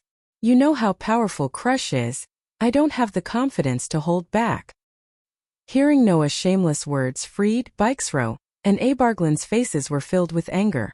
Laxus looked at Makarov with an uncertain expression, then at Fairy's tail behind him. He smacked his lips in anger and glared at Noah. Listen well, sooner or later, I will prove that I am the strongest existence in Fairy's tail. Laxus pointed at Noah as if declaring war. It doesn't matter if it's you or that old man, one day, I will trample all of you under my feet. Leaving those words behind, Laxus picked up the coat that had fallen on the ground, turned around and left the scene. The 3 members of the Thor clan immediately followed him. Seeing Laxus's figure slowly disappear into the distance, Mira, Alesha, and Lisanna, as well as Makarov, remained silent for a long time. Only Noah, who clearly saw Laxus glance in the direction of Fairy's tail, calmed down and muttered, one day, you will understand that what you should strive for the most is not the title of the strongest. Chapter 64. The next day, Fairy's tail. Stare Lisanna, who had just woken up Noah, stared at Noah with a gaze that seemed to materialize. This gave Noah, who had just woken up for less than a second, a huge fright. Noah hurriedly looked at himself, and after finding that there was nothing strange about him, he reached out his hand and touched his cheek. Then he asked doubtfully, You're right. I didn't have that dream this time and I didn't cry, right? No. Lisanna rebuked. I was looking to see if you were injured anywhere, brother Noah. Injured? Lisanna's words not only did not make Noah feel relieved, but instead made him even more confused. Why would I be injured? Isn't this natural? Lisanna raised a finger and made a teaching gesture. Undoubtedly you had such an intense fight with that Laxus last night, so it's normal for you to be injured, right? Are you sure you'll get hurt just because you fought with Raxus? Noah grumbled. He stood up, walked to the wardrobe and picked up some clothes. Laxus's level last night was not enough to injure me. Oh. Lisanna was a little surprised. Laxus is very strong. Not only is he older than Sister Mira and Alesha, but he has also been an S-rank archmage for longer than Sister Mira and Alesha. Brother Noah, are you so confident that you can win against Laxus? And in a state where you are not injured? What you saw last night was only on the surface. It looked like we were fighting fiercely, but in fact the fight before you arrived was just a warm-up. Noah took out his clothes and began to change. Laxus was just about to use his full strength when you arrived. So, with Laxus's previous level of strength, there was no way he could injure me. Although Laxus's strength before he used the Dragon Slayer magic was very strong, even comparable to Mira and Elisha, Noah did not think much of him. 4 years of continuous and undistracted training.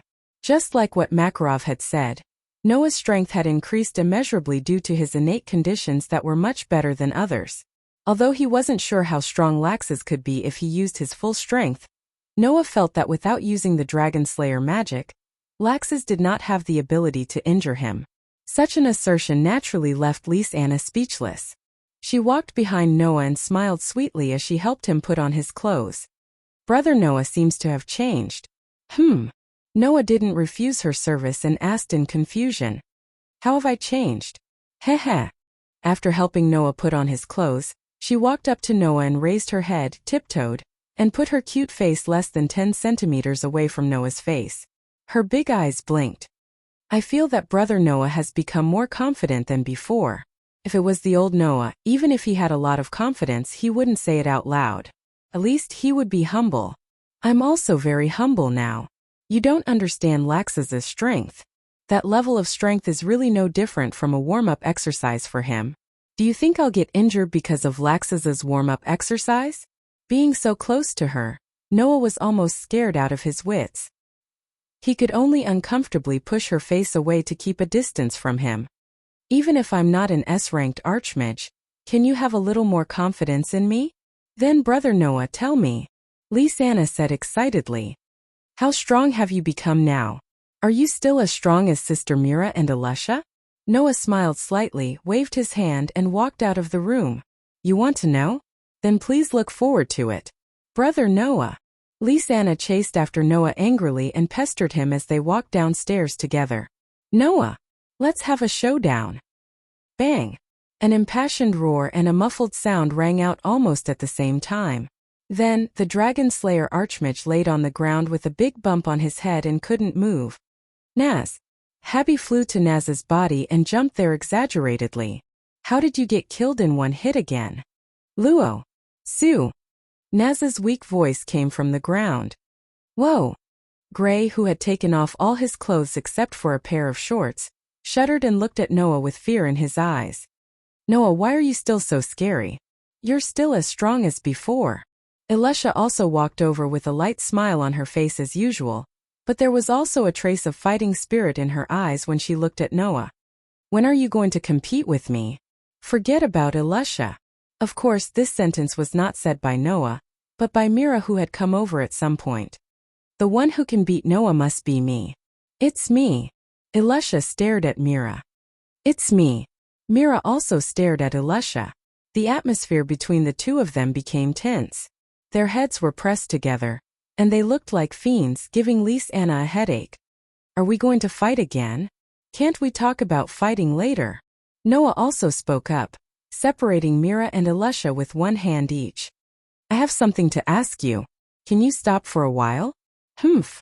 Mira snorted and turned her head away. Ahem. Elisha coughed twice and became serious. What do you want to ask? It's about the 3 people who appeared in front of Laxus last night. I remember you saying that they're from Thor's order, right? Noah stroked his chin. Is there such a party in our guild? Sometimes sorcerers would come across a mission that was difficult for them to complete alone. At that time, they would usually form a party to carry out the mission. Through cooperation, they would obtain high rewards. Apart from that, sorcerers who were on good terms with each other would also form their own party and work together. Of course, there were quite a few teams in Fairy Tale as well. However, Noah had never heard of Thor's order. It was possible that he had, but after 4 years he had almost forgotten about it. Thor's order is indeed a party, but it's not an ordinary one, Elisha explained with a serious expression. Fried, Bikesro, and Alba Jurlin. These 3 formed their own personal guards. Personal guards? Noah stopped stroking his chin. Laxus's personal guards? That's right. The one who answered Noah was Lysanna. Her expression was also a little serious. Although it's only a party of 3, whether it's Fried, Bikesro, or Alba Jurlin, they're all very powerful sorcerers. In the guild, apart from the S-rank sorcerers, I think that only Naz and Gray can defeat any one of them alone. I can take care of a party like that all by myself. Myra's lips curled into a terrifying arc. I've long found Lax as an eyesore. Taking care of his personal guard shouldn't be a bad idea. Stop it. It's fine if it's just a small fight, but if it's serious, the chairman won't allow it. Elisha shook her head and looked at Noah. Speaking of parties, Noah, could it be that you want to form a party with someone? When Elisha said this, Lysana's eyes instantly shone, and Myra's shoulders trembled imperceptibly. Those who were on good terms with each other in the guild would form parties. Mira, Lysana, and Elfman were siblings, so it was impossible for them not to form a party. Therefore, disbanding the party was not very likely, but if they were to pull someone in, hey big brother Noah. Lysana tugged at Noah's sleeve with a face full of hope. Why don't you join our party? Join your team. Huh? Noah muttered to himself. Chapter 65. In the past 4 years, Noah had been living in the wild, deep in the mountains and forests. He ate wild game and fruits, drank spring water and streams, and lived in stone and wooden houses. However, it wasn't as if he didn't need money. For example, he had to wear bigger clothes as he grew taller, black beads to train his mana control, and all sorts of potions to maintain his magical swords. They were all things that couldn't be found in the wilderness. Noah's savings had long been depleted after 4 years of expenses, and the money he had left wouldn't even last him a few days. Ever since Noah officially accepted missions from the guild and started working, Noah had refused all living expenses from Makarov. He was truly starting to take charge of the guild. If he didn't think of a way to work, Noah might really have to borrow money from others. That was why her words reminded Noah that it was time for him to start working again. As for forming a party, Noah didn't have the intention to do so. I'm sorry, I don't want to join your family's team so abruptly, Noah rejected straightforwardly. That's why, for the time being, let me be alone. She called out unwillingly. What's the matter? Big brother Noah will become a family with us sooner or later anyway. Cough, cough, cough. Mira immediately started coughing violently as if she had been choked. Become a family? Elisha looked at Noah strangely. Oh! Gray and Naz both cried out. Something's going on. Habi purposely curled his tongue and spoke in an ambiguous tone. Even Kana, who was drinking at the side, spat out a mouthful of wine. Elfman also slipped from his chair and cried out in pain. What nonsense are you talking about? Noya's expression had already stiffened. Sensing that the gazes from the surroundings had become piercing, he pretended to glare at her angrily. Why would I become a family with you? Because. Lysana held her cheeks shyly. Big brother Noah, you've already seen me and big sister Mira. Whoa. Before Lysana could finish her sentence, Mira, who was blushing, covered her mouth. I've seen you and Mira, what? Around them a group of curious little friends all gathered with shining eyes. However, before they could surround her, they were met with Myra's angry roar. What's there to be curious about? Get out of my way. Wow! The group of little friends immediately scattered like birds and beasts. It was only then that Mira looked at Noah, whose expression had once again stiffened, with a red face, and said with a grimace, If anyone else finds out about what happened that day, I'll make sure you die a horrible death. After saying that, Mira grabbed Lysana, whose mouth she had covered, and walked away, ignoring Lysana's struggles. Of course, Noah, who had sharpened his 5 senses due to years of training, could vaguely hear the conversation between the two girls. Idiot Lysana. Why did you mention what happened back then? What does it have to do with anything? I really want to become a family with big brother Noah anyway. Do you really want to marry that fellow that much? Don't you want to, big sister Mira? WH. What kind of question is that? Of course I don't want to. Big sister Mira, you can fool others but you can't fool me. Undoubtedly, every night when I go to bed, I call out big brother Noah's name. You shut up. Lysana. Noah, who was behind them, couldn't hear them very clearly, but he could clearly see Myra's blushing face as she teased Lysana. At that moment he felt a little helpless. Many of us in the guild are childhood sweethearts who bathed together when we were young, right? Why is it that if I see my childhood sweetheart naked, It'll turn into a scene where I have to get married. With such thoughts in mind, Noah held his throbbing head and went to the board where the requests were posted, looking for a job that suited him. However, before Noah could find a job that suited him, a voice interrupted Noah from behind. Noah? Is that Noah? The voice that came from behind Noah was a very tender and sweet girl's voice. Noah turned his head and looked behind him. Behind Noah, a girl stood side by side with two men, imprinting themselves into Noah's eyes. The girl was about the same age as Lisanna, around 15 years old. However, she was very petite and had light blue shoulder-length hair that was tied up with a hairpin. As for the two men, one was wearing a very tall hat, while the other had a strange hairstyle that looked like a whale's tail. Looking at the three of them who were looking at him in surprise, Noah blinked his eyes. After a while, he found 3 figures and 3 names from 4 years ago that matched the 3 of them in front of him in his memory. He then asked with uncertainty, "Sir, I'm not sure about that. Lebby? Jed? Troy? Noah, it's really you." The petite girl named Lebby was pleasantly surprised as she walked up to Noah and circled around him. "Everyone in the guild said that you're back. I thought they were teasing me again.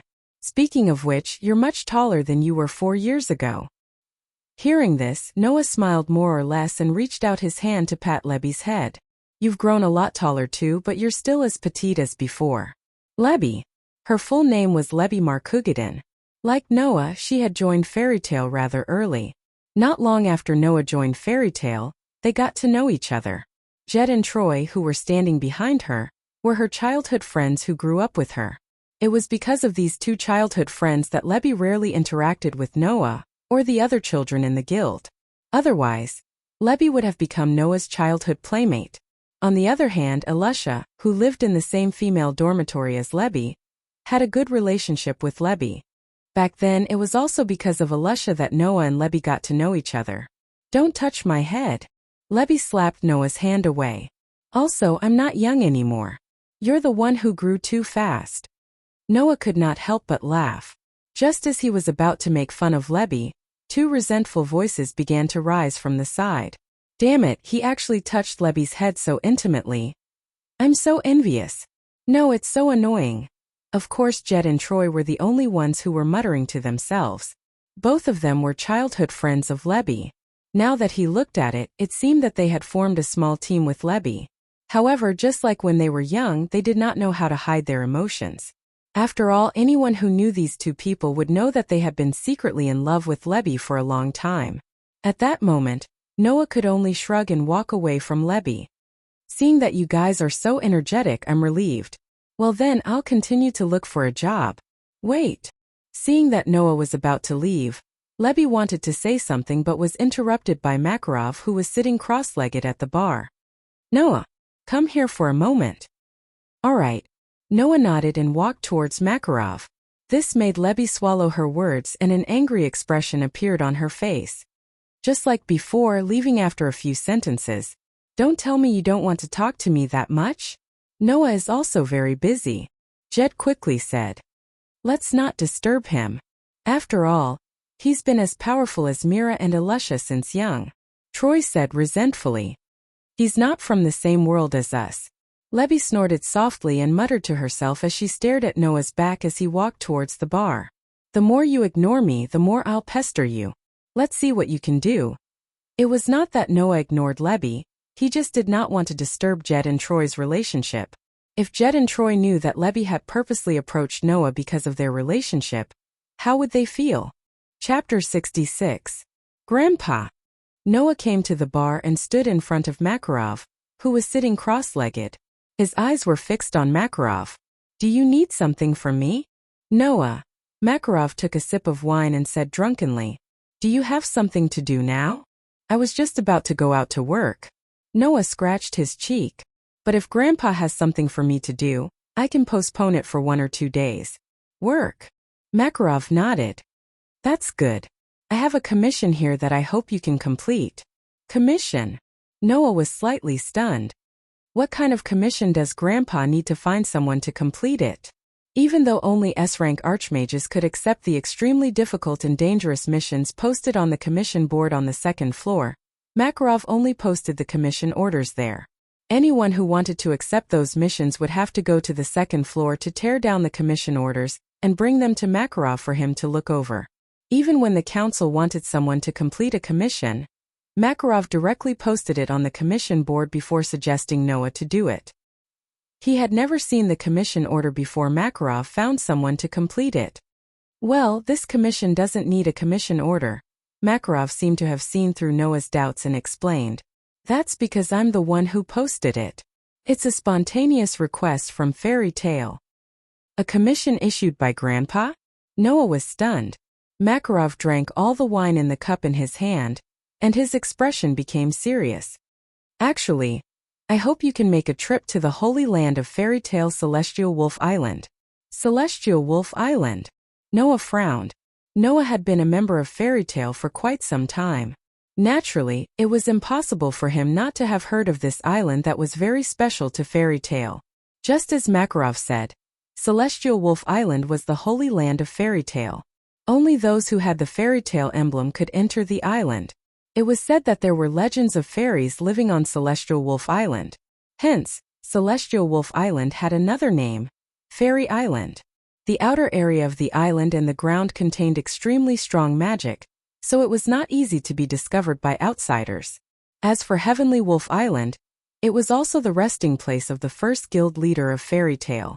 Although only the members of Fairy Tale could enter such a special place, since it was a holy land and the resting place of the first chairman, how could Makarov allow anyone to casually enter? Because of this, although the members of Fairy Tale knew that there was a very special holy land in the guild, the only ones who had actually been to Celestial Wolf Island were Makarov and Kildas, who had been a member of the guild for a long time and was an S-rank magic shooter. What's wrong? Noah keenly felt that Makarov's so-called commission was not that simple. Did something happen on Celestial Wolf Island? It's precisely because we don't know that we need someone to go to Celestial Wolf Island to take a look. Makarov also frowned. Celestial Wolf Island is a very special place.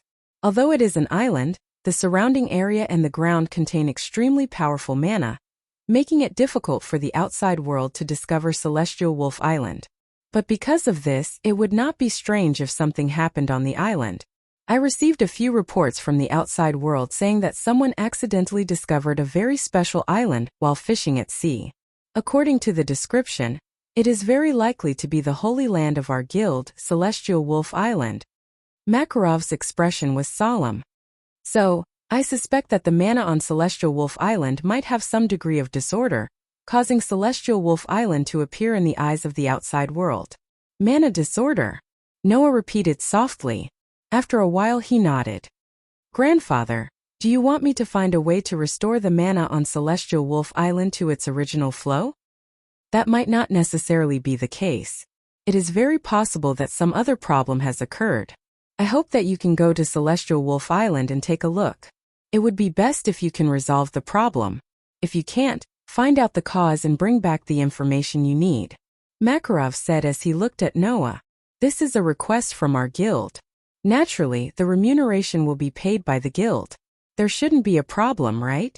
Grandfather, what are you talking about? Noah smiled bitterly. Since it is an internal problem, there is no need to talk about remuneration.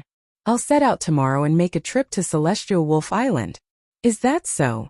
Makarov smiled, not bothering to be courteous or draw a clear line between himself and Noah. I understand. Just be careful. Noah shrugged. He then began to consider his departure for Celestial Wolf Island tomorrow. Seeing Noah deep in thought by himself, Makarov silently walked away, leaving Noah alone in front of the bar, deep in thought. After an unknown amount of time, Noah softly muttered to himself, Celestial Wolf Island? At this moment, Noah's heart fiercely skipped a beat. As if something had smashed into his head, his mind went blank, and his eyes lost focus.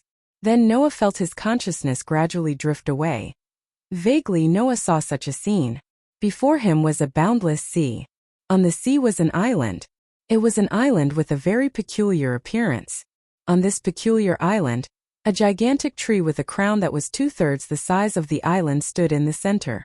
It was as if two islands, one big and one small, were stacked on top of each other. Just based on its appearance, it was very easy to think of a place like paradise. Under the gigantic tree there was a large forest. In the forest there were many peculiar creatures. There was a creature that looked like a boar, but was taller than a building. There was a creature that looked like a dinosaur but could walk on 2 legs. There was a creature that looked like a gorilla, but had a tongue that was longer than a snake. There was a creature that looked like a bird, but had no wings at all. It relied on crawling to move. All kinds of peculiar creatures gathered on such a peculiar island, turning the originally peculiar island into a dreamy paradise, making one's heart surge. Then the scene in front of Noah changed again into another place. That should be one of the places on the island. Noah didn't know where this place was, but he clearly saw it. At the very front there was a tomb. On the tomb there was a tablet. In the middle of the tablet, there was something that was burning like a golden flame. Something that made Noah's heart tremble was suspended inside. A feather. To be precise, it should be a broken and dim feather. It was such an inconspicuous feather, but it made Noah's emotions fluctuate the most in the 7 years since he was born. That was because Noah had seen the same thing before. Furthermore, it was more than once. It was in the white dream that Noah often had. Noah suddenly woke up, and the focus in his eyes converged at an extremely fast speed. His brain also returned to the state of operation, but his heart was still beating violently. Ha! Ha! Ha! As if he had just had a nightmare, Noah was sweating profusely and gasping for breath. He covered his forehead, and his eyes were constantly fluctuating. Just now. What was that? Oh! The sudden experience made Noah stay in place for a long time, and there was no way for him to return to his senses. Illusion? Oh! Although he said so, his intuition told Noah that the scene he just saw was definitely not an illusion. After a long time, Noah calmed his breathing, raised his head, and looked through the window into the distance. Heavenly Wolf Island. Chapter 67. The next day, as soon as the sun rose, Noah woke up early. He put on his clothes and took out his magic knight sword. He unsheathed the sword and used a clean cloth to wipe the sword. Magic weapons were made of precious materials that allowed magic to circulate. Some of the weapons were even embedded with magic crystals, so their durability was higher than ordinary weapons and they were not easily damaged. However, this did not mean that they would not be damaged. Otherwise, Noah wouldn't have had to return to Magnolia to buy potions for maintenance and durability restoration during his 4 years of cultivation. In particular, Noah's magic knight sword was not an ordinary magic weapon. It had the ability to freely control a range of 100 meters. It was an extremely rare and powerful magic. If it was sold, it would definitely fetch a sky-high price. However, this was not strange. After all, this magic knight sword wasn't just a precious magic weapon that was kept by Makarov, one of the 10 great Saint Magi. Because it had been kept for a long time, it was impossible to find another magic weapon with the same effect. Just like antiques, they didn't need to be expensive to make. However, they were old, and the more rare they were, the more expensive they would be. Naturally, the originally precious magic knight swords would become even more precious. Makarov was willing to give such a precious item to Noah. It was clear that his feelings for Noah were not fake. It was precisely because of this that even if he did not use it much, Noah would wipe the sword clean every once in a while, just like how he was doing now. But it was a pity that this time, Noah didn't wake up early to wipe his weapon for such a trivial reason. This time, the reason why Noah woke up early in the morning to clean his weapon was only because of his mentality. Heavenly Wolf Island. Fairy Tale is the holy land of the fairy tale. Next, Noah would go to this place where the members of Fairy Tale might not even be able to enter in their lifetime. He would investigate the reason why Heavenly Wolf Island was discovered by the outside world. Of course, Noah's main goal was not this. The graveyard on the island. Noah was very concerned about the scene he saw in the illusion yesterday. It was because of this mentality that Noah was so cautious in maintaining his weapon. He had to verify it. Was the hallucination that he suddenly saw yesterday a real scene? For this, Noah had to make a trip to Heavenly Wolf Island. After some time, when the sky outside the window became brighter and the guild's first floor became noisy again, the door to Noah's room was gently pushed open. Big brother Noah? Lise Anna, who had just entered, was stunned when she saw Noah wiping his weapon. "You're up. What's wrong?" Noah said grumpily. "Do you find it unbelievable that I'm up?" "That's not it." She retracted her surprised expression and walked to Noah's side. Why are you up so early today? I have to go out on a mission. Noah explained simply. Although there's no time limit, I feel that it's better to leave as soon as possible. So, I'm using this time to maintain my weapon. Big brother Noah, are you going out to work? Lisanna asked curiously. What kind of work is it? It's just an ordinary investigation, Noah replied casually as he continued wiping his weapon. However, the location is Heavenly Wolf Island. Heavenly Wolf Island? Lisanna's eyes lit up. The Heavenly Wolf Island, that's our guild's sacred ground? Noah was still nodding his head nonchalantly, but Lisanna was excited.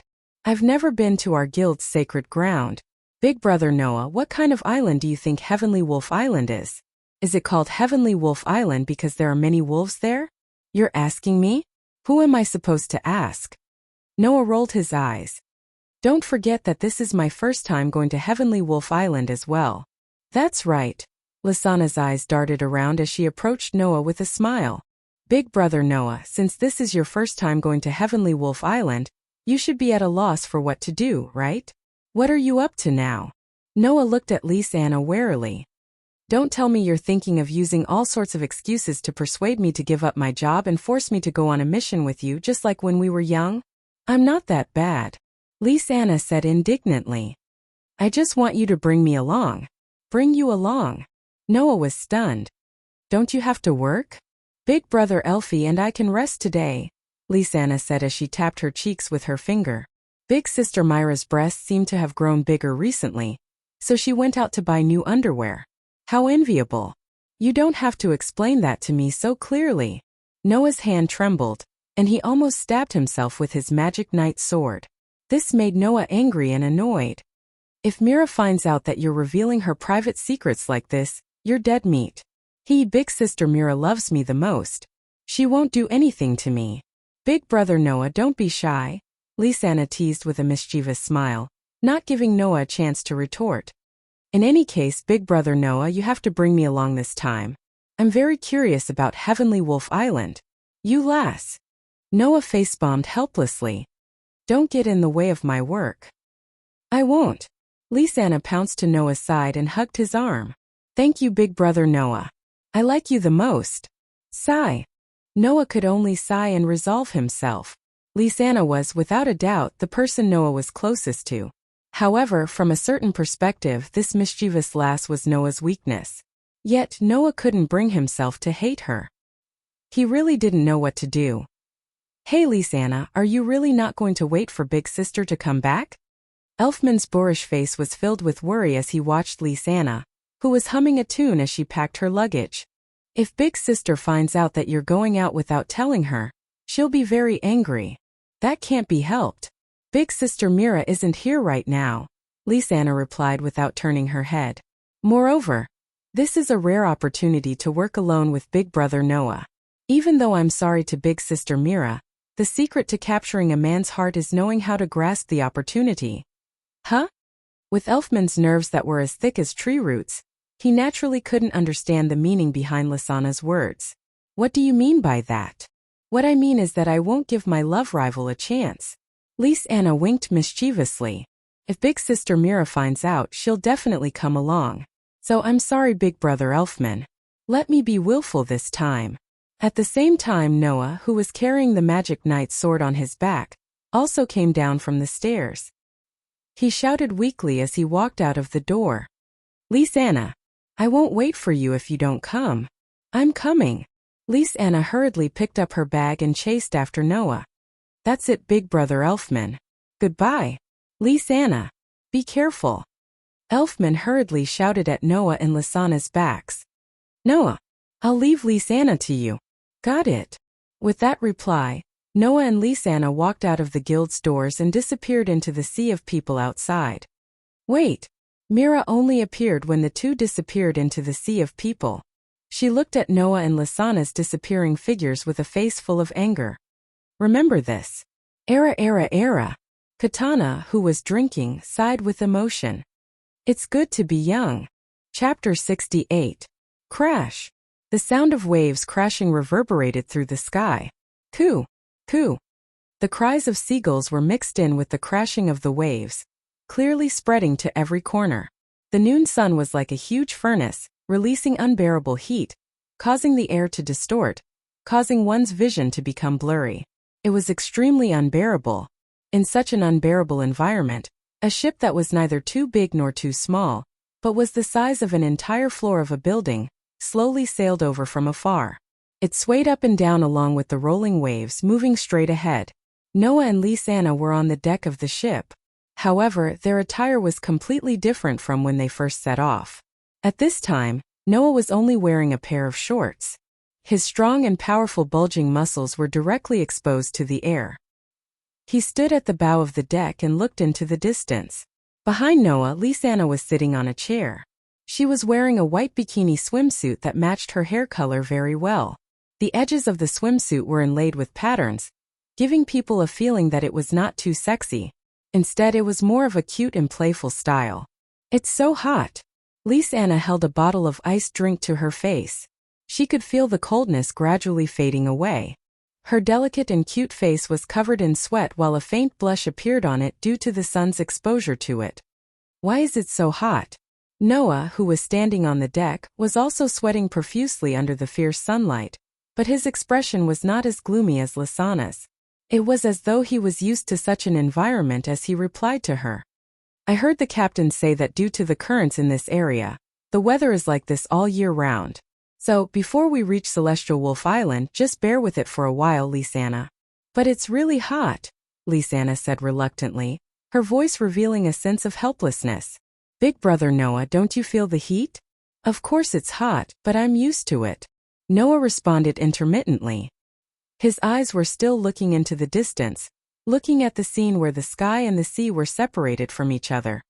"When I was training outside, the summer heat in the mountains, forests, and wilderness was about the same as it is now. I wasn't used to it at first, but I got used to it after I got used to it." Hearing that, Lysana finally raised her head and looked in Noah's direction, taking in the sight of Noah's muscular physique. Perhaps it was because of the 4 years of hard work and the training of his body, Noah had indeed developed a very robust physique. There was almost no excess fat on his body, the perfect amount of muscles on Noah's arms, thighs, abdomen, chest, and other areas were all displayed. At first glance, not only did he look very masculine, he also gave off an indescribable sense of security and pleasing to the eye. Looking at him directly, it was easy for others to get the impression that he was very strong. If Noah were to put on clothes, he would look no different from a teenager with a normal physique. This was also the reason why Noah's training was very regular and planned. Otherwise, like running with a boulder to warm up every day, Noah would have become a complete muscle man. Lysana was almost intoxicated by the sight. When she came back to her senses, a new blush appeared on her face. She quickly turned her head and said embarrassedly, "From the looks of it, big brother Noah has indeed grown up." Hearing Lysana's words, Noah turned his head and looked in Lysana's direction, taking in Lysana's bikini swimsuit. Because she was afraid of being hurt by the sun, Lysana put on sunscreen after changing into the swimsuit. Now, under the illumination of the sun, Lysana's skin, which was covered with sunscreen, revealed an extremely white luster. Although it couldn't be said to be as white as snow, it shone like a pearl, attracting the eyes of others. Her figure wasn't tall, but it was very well proportioned. Her chest wasn't full, but under the contrast of the swimsuit, it was constantly showing off her existence. Especially when the glimpse of the seductive thighs from the chest position swayed in front of Noah's eyes, it gave Noah a great stimulation. So, even if Noah wasn't shy to the extent of blushing like Lysana, he couldn't help but look away with an uncomfortable expression. "You're the same, aren't you?" The atmosphere at the scene suddenly became quite awkward. Realizing that the atmosphere had become awkward, Lysana hurriedly shook her head. Just as she was about to use her mischievous ability to change the topic, she inadvertently caught a glimpse of the scene in front of the ship. After being stunned for a moment, she stood up and pointed forward. "Big brother Noah, look there." Hearing Lysana's pleasantly surprised words, Noah turned his head almost subconsciously. Then, like Lysana, he was stunned for a moment. On the sea not far in front of the ship, there was a strange island there. It was an island, and there seemed to be a smaller island stacked on top of it. In the center stood a very tall and sturdy tree with a very magnificent crown. Noah saw such a strange island yesterday. It was in the sudden illusion. Sirius tree. Looking at the huge tree, Noah murmured, "Looks like that Sirius island. Are we finally here?" Lise Anna rushed forward and hugged Noah's arm, shouting excitedly, "Big brother Noah! Let's go up quickly. We haven't reached the shore yet. How are we going to get up there?" Being hugged by Lise Anna, who was only wearing a swimsuit, Noah's body stiffened for a moment. Feeling the soft and smooth skin on his arm and the unusually stimulating softness, he raised his voice a little. "At least wait until the ship reaches the shore. This ship is too slow. Let's watch me." Lise Anna didn't know if she had noticed Noah's unnatural behavior, but she let go of his arm and her beautiful body in her swimsuit spun in front of Noah. "Take over." Suddenly, a dazzling light burst from Lisanna's beautiful body, illuminating Noah's face. Whoosh! A pair of wings appeared from the light and flapped vigorously. The next moment, a black shadow rose from the light and flew into the sky. It was a bird with beautiful green feathers. The size of a bird was about the same as a human's, but when it spread its wings, it was at least twice the size of a human. The bird circled in the sky once before descending and flying to the front of the ship, reaching the same height as the deck. Then Lisanna's voice sounded from the bird's mouth. "Let's go. Big brother Noah. I'll take you there." Seeing this scene, Noah was a little surprised. "I didn't think that after 4 years, Lise Anna would be able to accept the soul of an animal of this size." Evidently, Noah wasn't the only one who had worked hard to train and grow in the past 4 years. Everyone else was also growing at their own pace, including Lise Anna. Thinking of this, Noah smiled knowingly. He stomped on the ground and leaped up, landing firmly on the back of the bird that Lise Anna had transformed into. "Let's go. Sit tight." Lise Anna immediately replied with a cheerful voice and flew in the direction of Celestial Wolf Island. Celestial Wolf Island. Whoa! Looking at the large forest in front of her and the unknown light source floating in the forest like a firefly, Lise Anna let out a cry of surprise. "Is this Celestial Wolf Island?" At the side, Noah frowned, tiptoed and stepped on the ground. Just like the rumors, the earth and air are filled with amazing magic. Not only that, Noah and Lise Anna quickly discovered that something strange was happening in their bodies. Chapter 69. Hey big brother Noah. Lisanna's pretty face was filled with hesitation and uncertainty. "Did our mana get stronger? I thought it was just my imagination." Noah closed his eyes and felt the vast sea of mana in his body before nodding. "Although it's only a very small amount, I can feel that my mana has indeed gotten stronger. Big brother Noah already has a very strong mana, so it's not strange that your mana has grown so little. However, I feel that my mana has increased by about 1/10, Lise Anna said in surprise. "Could it be that this is also because we've entered Celestial Wolf Island?" "That's probably it." Noah turned his gaze to the huge tree in front of them, the towering Celestial Wolf tree at the center of Celestial Wolf Island. "I can feel that the mana in our bodies is being transmitted from the direction of the Celestial Wolf tree. It should be a blessing from the Celestial Wolf tree. To be more precise, it should be a blessing from the Celestial Wolf tree for the members of Fairy Tale." There was one more thing that Noah didn't say. That was, Noah could clearly feel that the portion of mana that was transmitted to him by the Sirius tree was now turning into Noah's own mana at an extremely fast speed, and was added to Noah's already vast mana. Originally, this portion of mana that was being amplified from the outside world should have automatically retreated after Noah left Celestial Wolf Island. However, it was now being completely absorbed by Noah. As for the reason, Noah also knew. 4 years ago, Makarov had said that Noah's constitution was very special, possessing 3 unique characteristics. The first was that he was immune to, and could eliminate all negative effects and side effects that indirectly affected Noah's body. The second was that he could absorb all powers that didn't originally belong to Noah into his body, including powers that didn't originally belong to Noah. The third was that he could recover his own mana. Now, the magic that had been amplified by the Sirius tree after entering Sirius Island should have triggered the second characteristic of Noah's constitution. Therefore, all of that mana was tyrannically taken over by Noah's special physique, and benefited the possessor, namely Noah himself.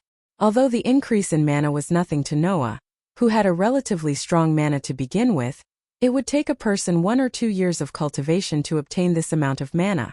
For Noah to be able to obtain such benefits out of thin air, it was already not bad. At this moment, Noah relied on his outstanding sensory ability to sense that something was wrong. For a period of time, the astonishing magic power contained within the heavenly wolf island suddenly seemed to become chaotic and began to flow chaotically. Noah was surprised. He squatted down, put his hand on the ground and began to sense seriously. Seeing this, she understood that Noah had begun his work and seemed to have discovered something. She immediately shut her mouth and watched silently from the side. However, just because she didn't disturb him didn't mean that other existences would obediently watch from the side. Woo! Following a long and drawn-out chant, a huge head poked out from between the tall trees on the side of the forest. It was a strange creature with a neck longer than a python's, a head that resembled a fish's, 4 limbs like an elephant's, and a shell-less tortoise's body. While it wasn't a magical creature that specialized in attacking humans, the ferocious glint in its eyes when it stared at Noah and Lys-Anna told them that it wasn't a herbivore. Woo! The fish-headed, elephant-legged, tortoise-bodied creature let out a whistle-like roar again.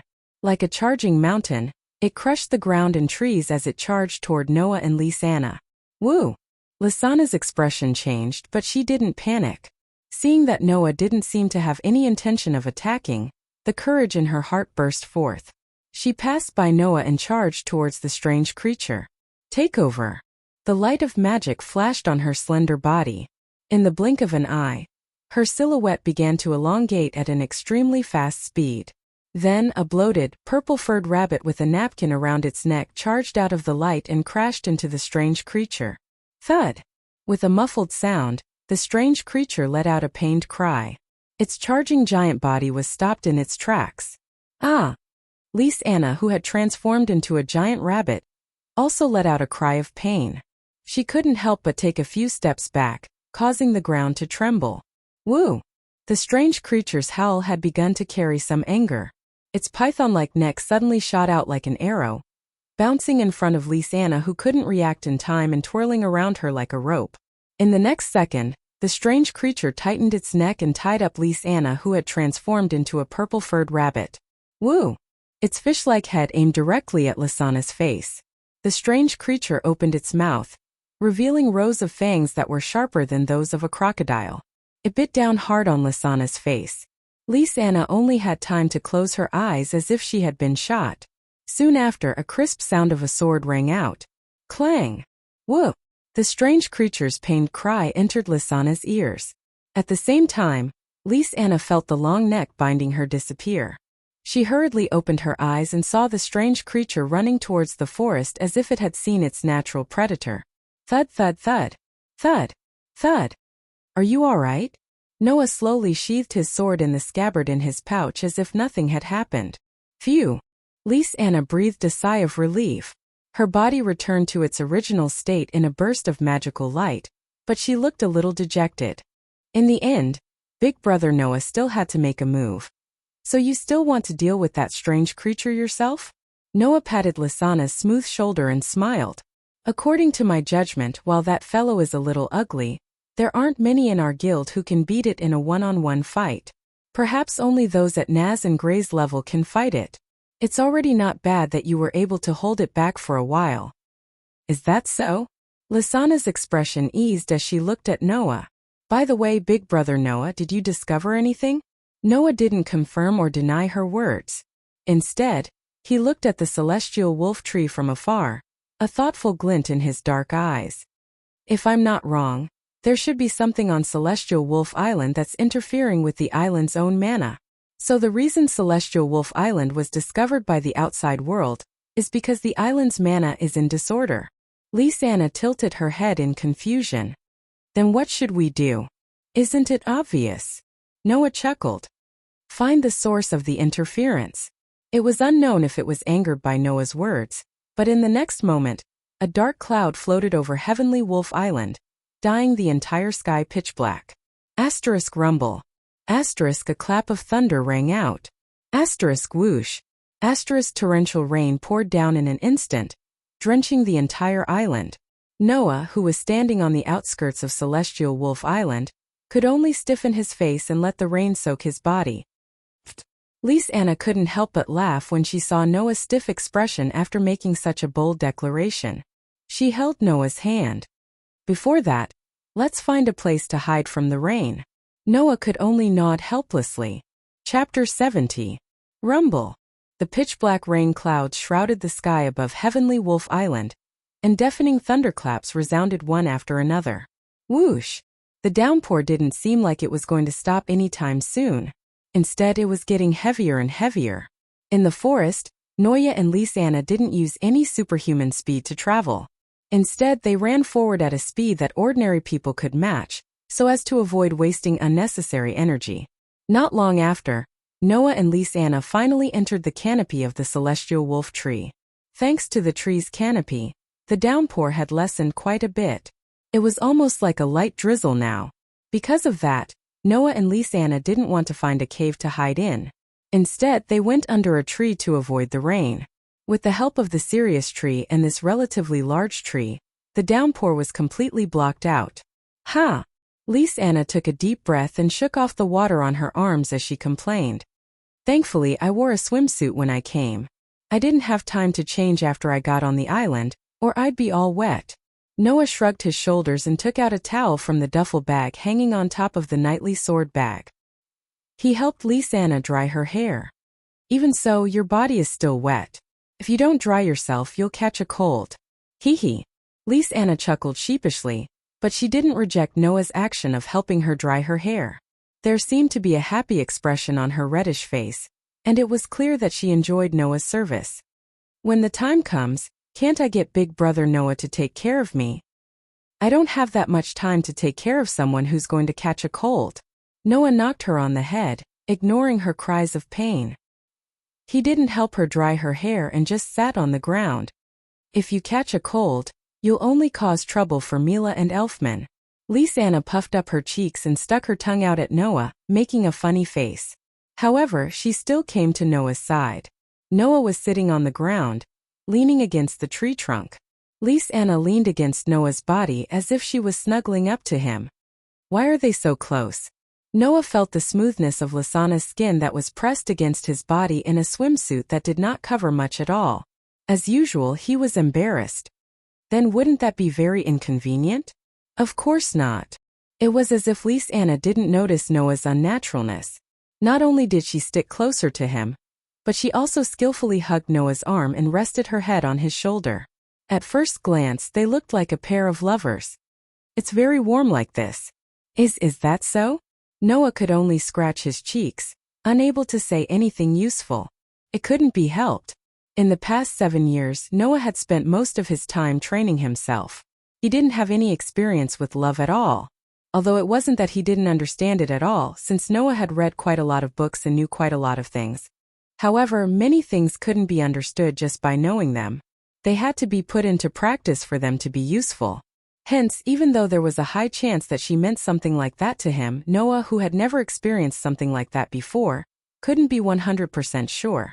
Therefore, every time he felt that Lisa had such feelings for him, Noah couldn't help but have such thoughts. What if it was a misunderstanding? Moreover, even if it wasn't a misunderstanding, Noah didn't know what to do. There was nothing he could do about it.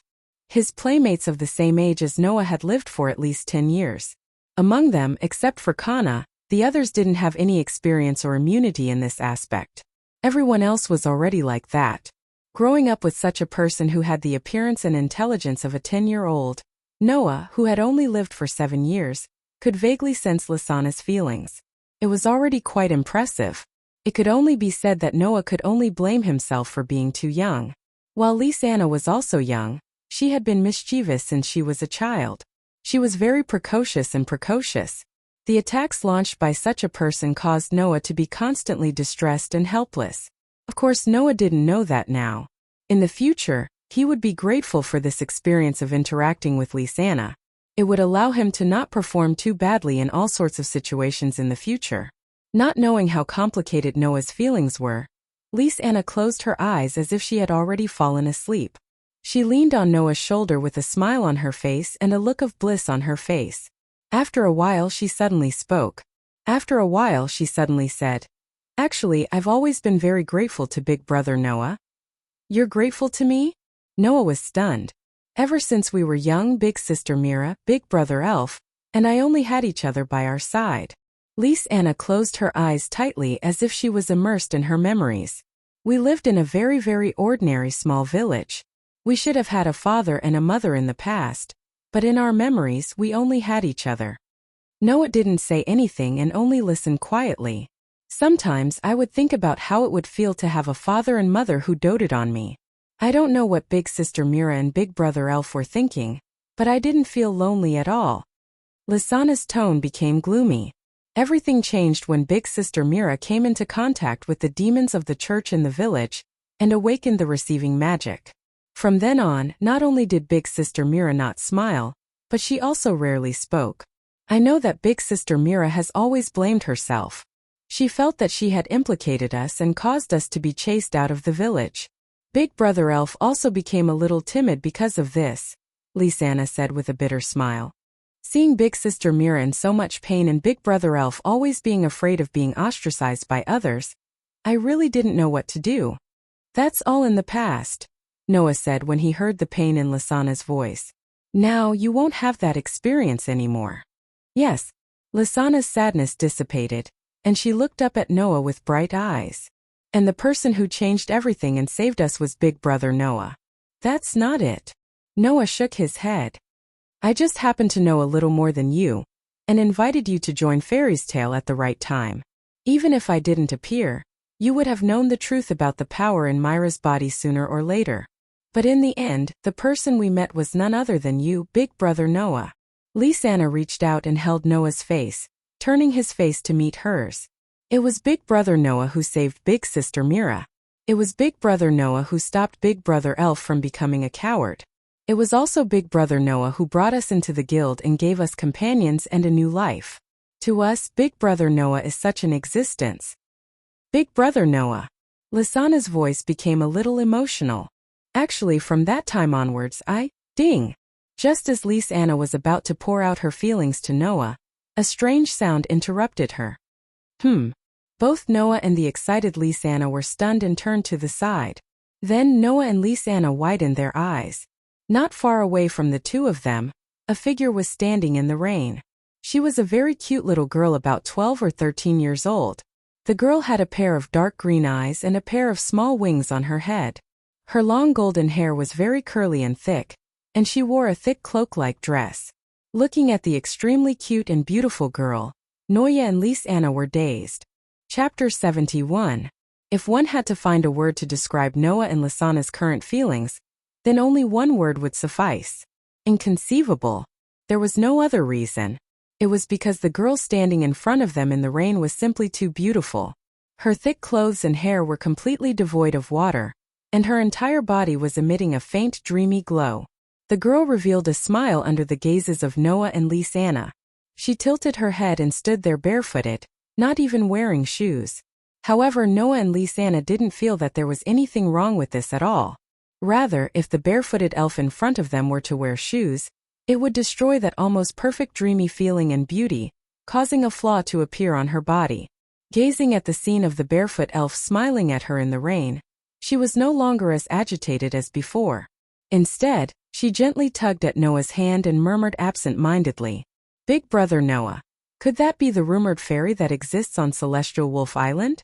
Fairies exist on Celestial Wolf Island.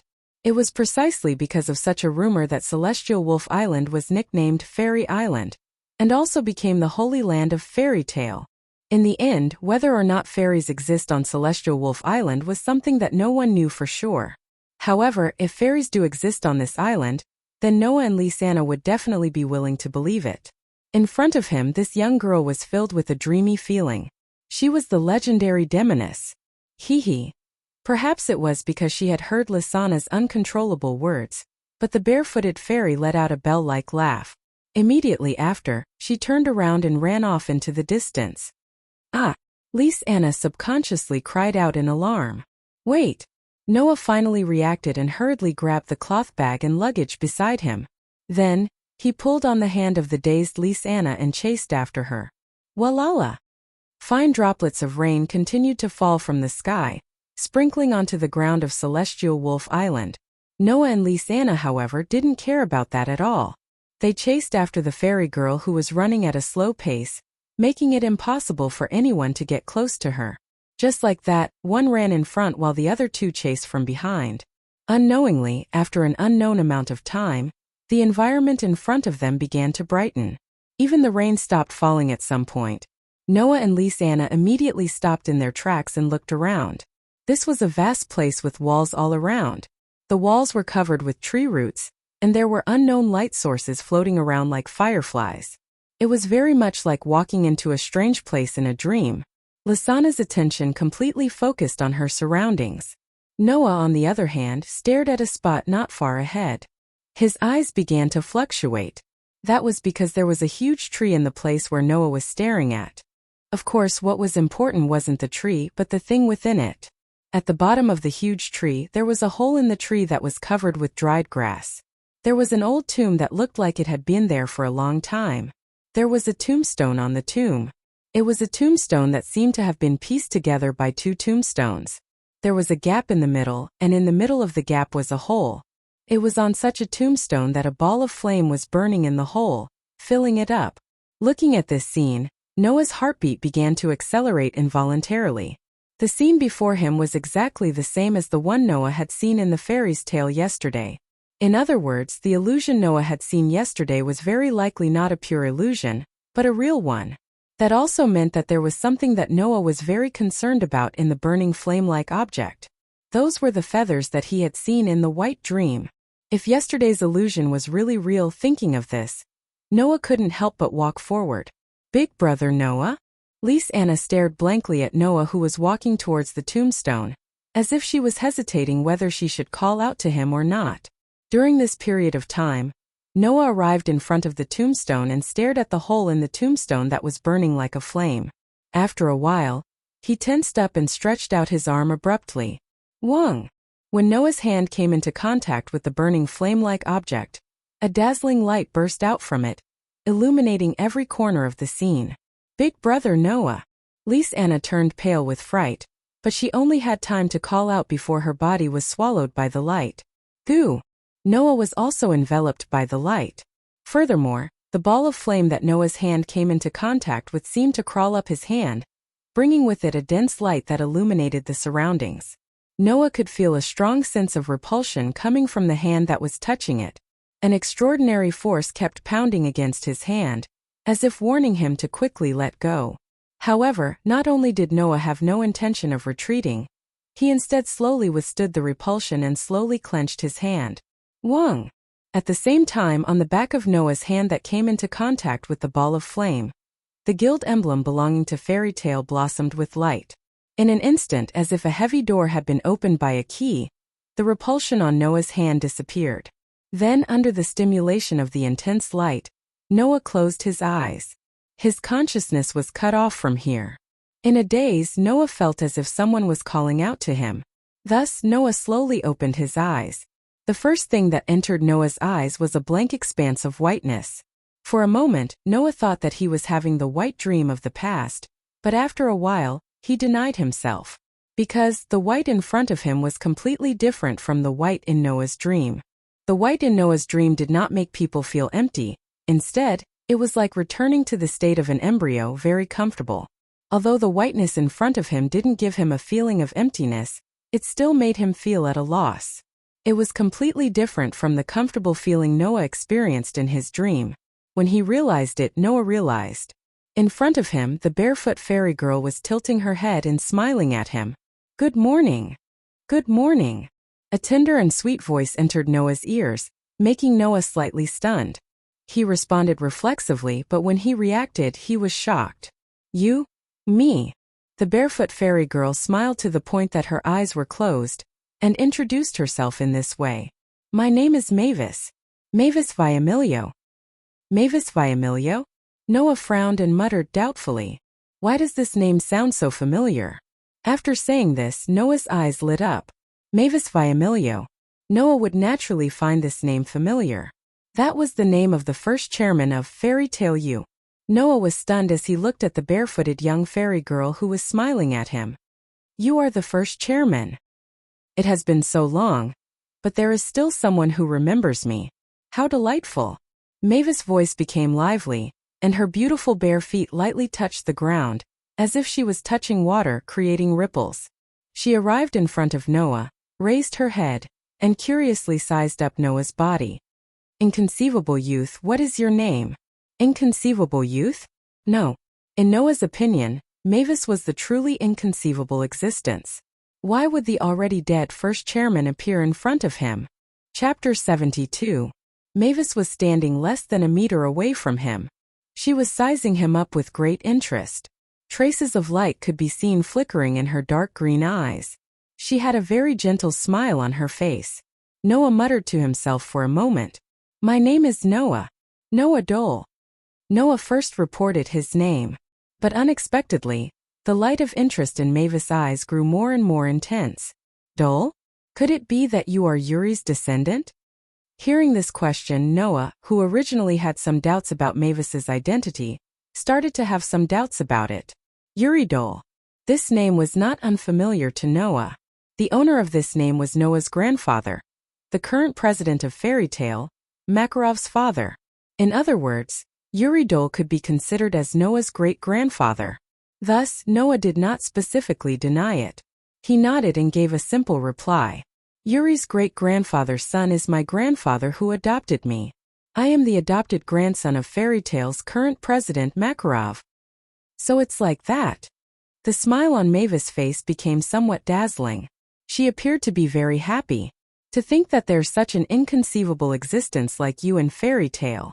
Looks like Fairy Tale has become very interesting now. Hey, Noah could not help but ask. Are you really the first president? Really? Mavis forcefully nodded her head. As if to increase her persuasiveness, she uttered those words. Although I am only a specter right now. Specter? Noah could only turn silent.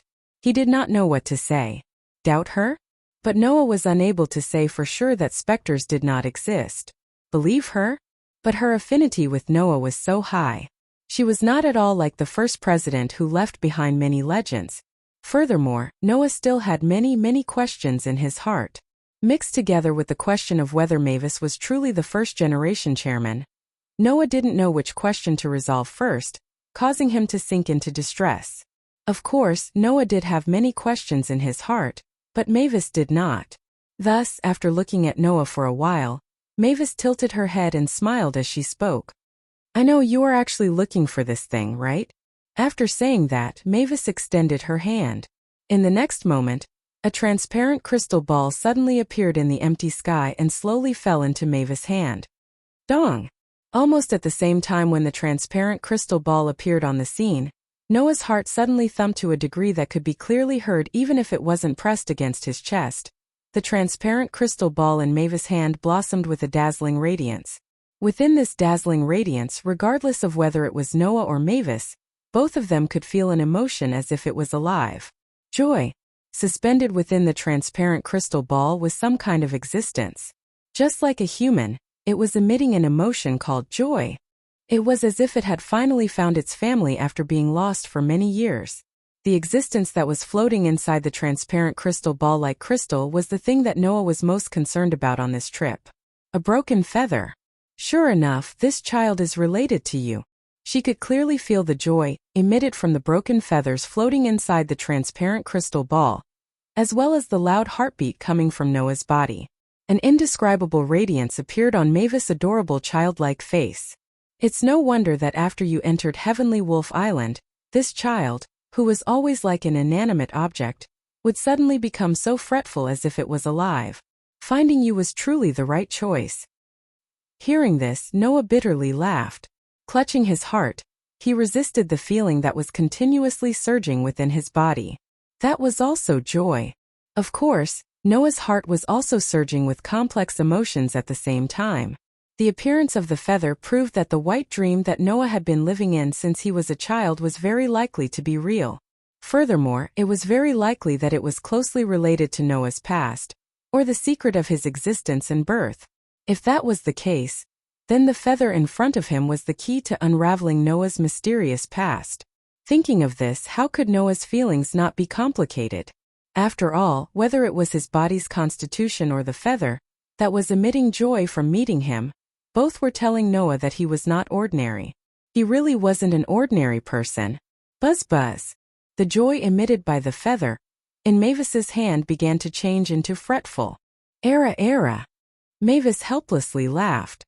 It seems that this child really wants to return to your side. Noah also had the same feeling, so he didn't refute Mavis's words. Instead, he forcefully suppressed the various doubts and emotions in his heart and extended his hand. First generation, can you give this to me? I originally called you here because I wanted to give this child to you. Mavis very straightforwardly handed over the item in her hand to Noah. Her appearance was just like a child presenting a treasure to an adult, asking for praise. It was exceptionally adorable. Ever since this child suddenly appeared in my tomb, the magic of Heavenly Wolf Island would occasionally be affected. Perhaps because of this, Heavenly Wolf Island has already been exposed to the outside world. This is truly distressing. So it turned out that the magic of Heavenly Wolf Island was disrupted due to the appearance of the feather, and was exposed to the outside world. With this, one of his doubts was finally resolved. Noah solemnly took the feather from Mavis's hand. Buzz. Once it landed in Noah's hand, the fretful emitted by the feather immediately turned into joy. Immediately after, like a baby returning to its cradle, it fell into a deep sleep. Thus, the resplendent strong light dissipated. At the scene, only Noah and Mavis were left. Hey, can you tell me? Mavis's pair of small wings that were slightly above her ears slightly shook twice. Then, Mavis approached with a face full of curiosity. What relationship do you have with this child? What relationship do I have with it? Noah looked at the feather that was quietly lying in his hand, his tone becoming complicated. Actually, I really want to know. Is that so? Mavis seemed to have seen through the confusion in Noah's heart and smiled. No matter what, with such an unfathomable existence like you in the fairy tale, perhaps it will become even more interesting. Moreover, you are the grandson of the third generation, and have a heart that is tightly linked to the fairy tale. I believe that one day you will be able to find your own answer. Speaking to this point, Mavis suddenly seemed to be thinking about something very important. She crossed her arms like a mischievous child and appeared to be distressed. But after a while, she immediately tapped her palm. I've decided. After saying this, Mavis closed her eyes and 3 balls of light suddenly floated out from within her body and revolved around each other. In the next second, the 3 balls of light shot towards Noah's direction. Noah reflexively raised his hands and blocked in front of his body. However, the 3 balls of light ignored Noah's movements and directly merged into Noah's body. Noah only felt an explosion in his head. A memory that didn't belong to Noah entered his mind, and was deeply engraved in the depths of Noah's soul. In a daze, Noah heard Mavis's dreamy voice that seemed to be getting further and further away. This is a gift for you. I hope that the inconceivable you can also bring inconceivable hope to the fairy tale. Chapter 73. Big Brother Noah. Big Brother Noah. Big Brother Noah. Just like in his dreams, Noah's familiar voice sounded with a hint of worry, waking him up. Big Brother Noah. As Noah slowly opened his eyes, the worry in her voice disappeared and was replaced with surprise. Noah saw her face full of surprise, causing Noah to wake up.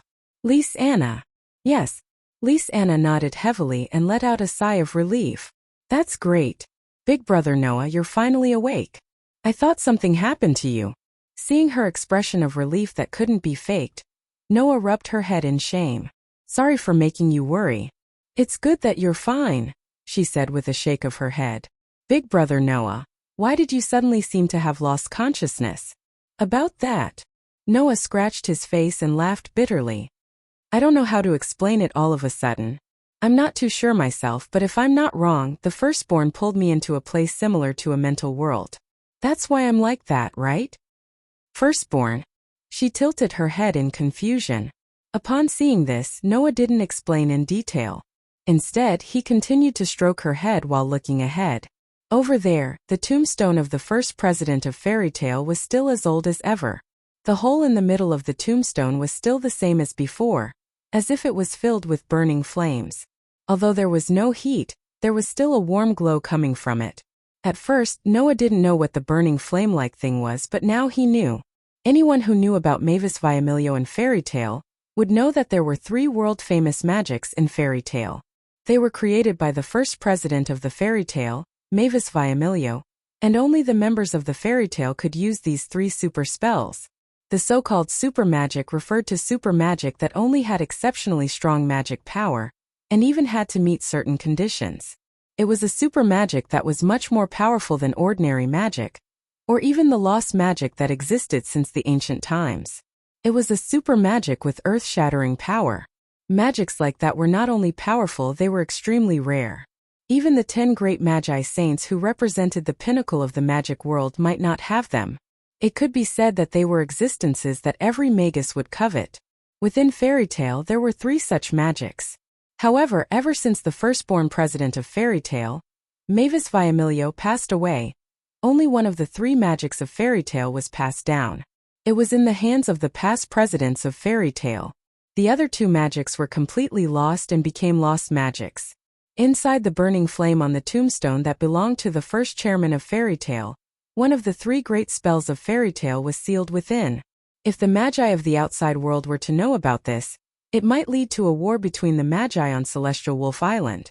After all, if one could really master a magic, even if they couldn't become a figure like the 10 great magi saints, they could still occupy a place in the magic world. Even Noah couldn't help but be interested. Of course, that was in the past. Noah closed his eyes. At this moment in Noah's mind, memories that didn't originally belong to him began to appear. There were 3 spells recorded in this memory. These were the 3 major spells of the fairy's tale. Now these 3 magics, which even the president of fairy tale had only mastered one, were clearly engraved in Noah's mind. As long as Noah was willing, he could start learning these 3 world-famous magics at any time. Thus, one of the 3 magics of fairy tale sealed within the tombstone was no longer able to arouse Noah's interest. Phew! Noah lightly exhaled, opened his eyes, and spoke softly to the tombstone in front of him. What a precious gift. Lisa blinked. Big brother Noah, what did you just say? Nothing. Noah tidied up his emotions, turned around and walked outside. Let's go. Lisa. Go. Lisa hurriedly followed. Go where? Noah said without turning his head. Back to the guild. Huh. Lisa was even more baffled. Then, are we not going to deal with the mana disorder problem on Celestial Wolf Island? That's already been dealt with. Dealt with? Lisa angrily shouted as countless question marks popped up in her head. What the hell is going on? Explain it to me. In the midst of the commotion, Noah and Lisa gradually left the place. In front of the old tombstone, the fairy-like girl had appeared there at some point. She looked at Noah's gradually blurring figure from afar, and after a long time, she let out a tinkling laugh. Bless you, the young man who makes others feel incredible and unusually warm. What? In the fairy tale guild, Makarov's frantic screams reverberated throughout the sky of Magnolia. Even the buildings in fairy tale seemed to be trembling. You said you saw President Mavis on Celestial Wolf Island? Standing in front of Makarov, Noah closed one of his eyes after being yelled at by him. Lisa couldn't help but cover her ears. Apart from Noah and Lisa, the other members of fairy tale widened their eyes in shock. Is this for real? Gray's mouth twitched. The first president's ghost is on Celestial Wolf Island? You're joking, right? Elisha said as she crossed her arms and muttered to herself. No, it's possible if it's Lisa, but Noah wouldn't make such a joke. Ghost. Naz also crossed his arms with a distressed expression. After a long while, he looked at Habi who was flying beside him. Hey, are ghosts tasty? Wow. Habi narrowed his eyes. This person is dumber than a cat. You, too. Mira said with a look of hatred. Since you didn't bring me along. Are you two telling the truth? Makarov asked solemnly. You can't joke about this. Actually, I don't know if I should believe it myself. This is what Big Bro Noah told me. Lisa pointed at her face with her finger and acted as if she was recalling something. But if it's true that we saw a girl on Celestial Wolf Island, then I saw her too. But I don't know if it's the first president. This. Makarov was confused for a moment before he looked at Noah. Then what did President Mavis say to you? Noah glanced at everyone around him. When he realized that everyone was staring at him, he lowered his head. The look in his eyes became indiscernible and undetectable. Should he tell everyone in the guild the truth? While this thought flashed through his mind, Noah's mind was also running at an extremely fast speed. Until a certain moment, Noah made a decision. Actually, Noah looked at Makarov and said, "The first president asked me to stay on Celestial Wolf Island temporarily and learn magic from her." Chapter 74. It was nighttime. Lying on his bed, Noah stared at the ceiling not too far away from him. Thousands of thoughts flashed through his mind. Reaching out his hand, he touched his chest. Noah could feel that his heart was beating at an intense frequency. This was a feeling that only Noah knew. Why would his heart beat in such a way? Noah had no idea. However, Noah had a feeling in his heart that something was calling out to him. Noah's intuition told him, if he answered this call, then he would leave the fairy's tale. This feeling started when Noah obtained the feather from Mavis. Since it was related to obtaining the feather, then even if this feeling was extremely mysterious, the possibility of it becoming reality was extremely high. Sigh. Noah sighed faintly. Actually, in the beginning, Noah didn't want to respond to this call at all. Noah didn't want to leave the fairy tale at all. This was Noah's home. Everything about Noah started from the fairy tale guild. Based on the current situation, the feather was extremely likely to be related to Noah's origin, existence, and birth. After obtaining the feather, he felt as if he had to return to a certain place. If Noah really responded to it, then unraveling the secret of Noah's origin, existence, and birth shouldn't be impossible. However, if he had to leave the fairy tale as the price, then Noah would rather give up. This was Noah's original thought. As for the reason why Noah changed his mind, it was because he suddenly remembered Mavis's words. There is a heart that is tightly linked to the fairy tale. Noah clutched his chest, feeling the unnatural movement there. He closed his eyes and fell into deep thought. Then no matter how far away I am, will I always return here? This was a completely baseless feeling. However, wasn't the feeling that made Noah leave the fairy tale also completely baseless? Since these were both baseless feelings, if he could believe the former, why couldn't he believe the latter? With that thought in mind, Noah's heart surprisingly calmed down. Even the throbbing in his chest began to subside. Noah had already decided. No matter what, he had to try first.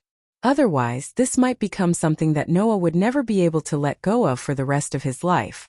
In order to not let Makarov and the people around him worry, Noah said those words during the day. To go to the Sky Wolf Island and learn magic from the first President Mavis. In this way, everyone would not have to worry needlessly. In fact, it was just as Noah had thought. Makarov knew that the first president of the fairy tale would personally teach Noah magic. He was so excited that he howled continuously. However, he did not object and allowed Noah to make his own decision. Elisha, Gray, Naz and the others knew that Noah, who had just returned, was going to leave for a period of time because of his training. They made a lot of noise, but in the end they did not stop Noah and express their support. Only Lisanna, after Noah mentioned that he would be going to the Sky Wolf Island for a period of time, kept her head down and did not say a word. There was no need to talk about Mira. She glared at Noah with a murderous look, as if she had a deep grudge against him. In the end, although they made a lot of noise, Noah's decision to leave tomorrow and stay at the Sky Wolf Island was something that the entire fairy tale guild knew about. And Noah had already made up his mind. Tomorrow he would try to respond to that strange feeling. But what happened to Lisanna? Noah could not help but mutter this sentence.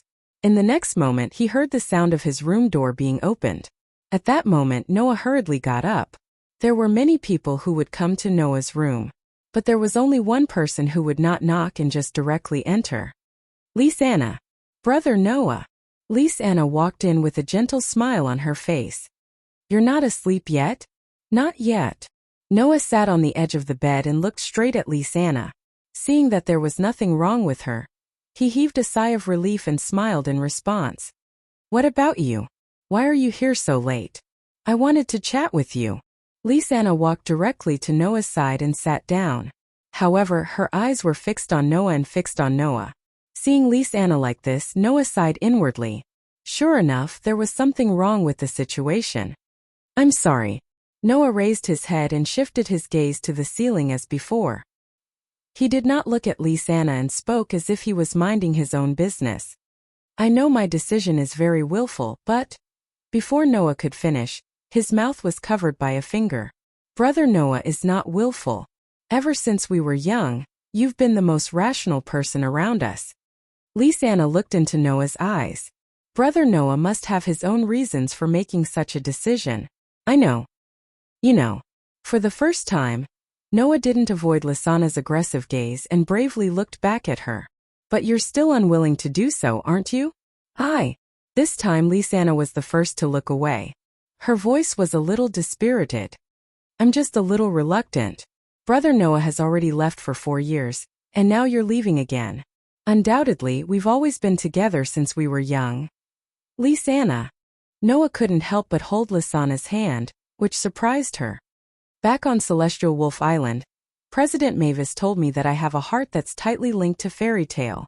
Noah channeled all his emotions into his words, attempting to express them through words.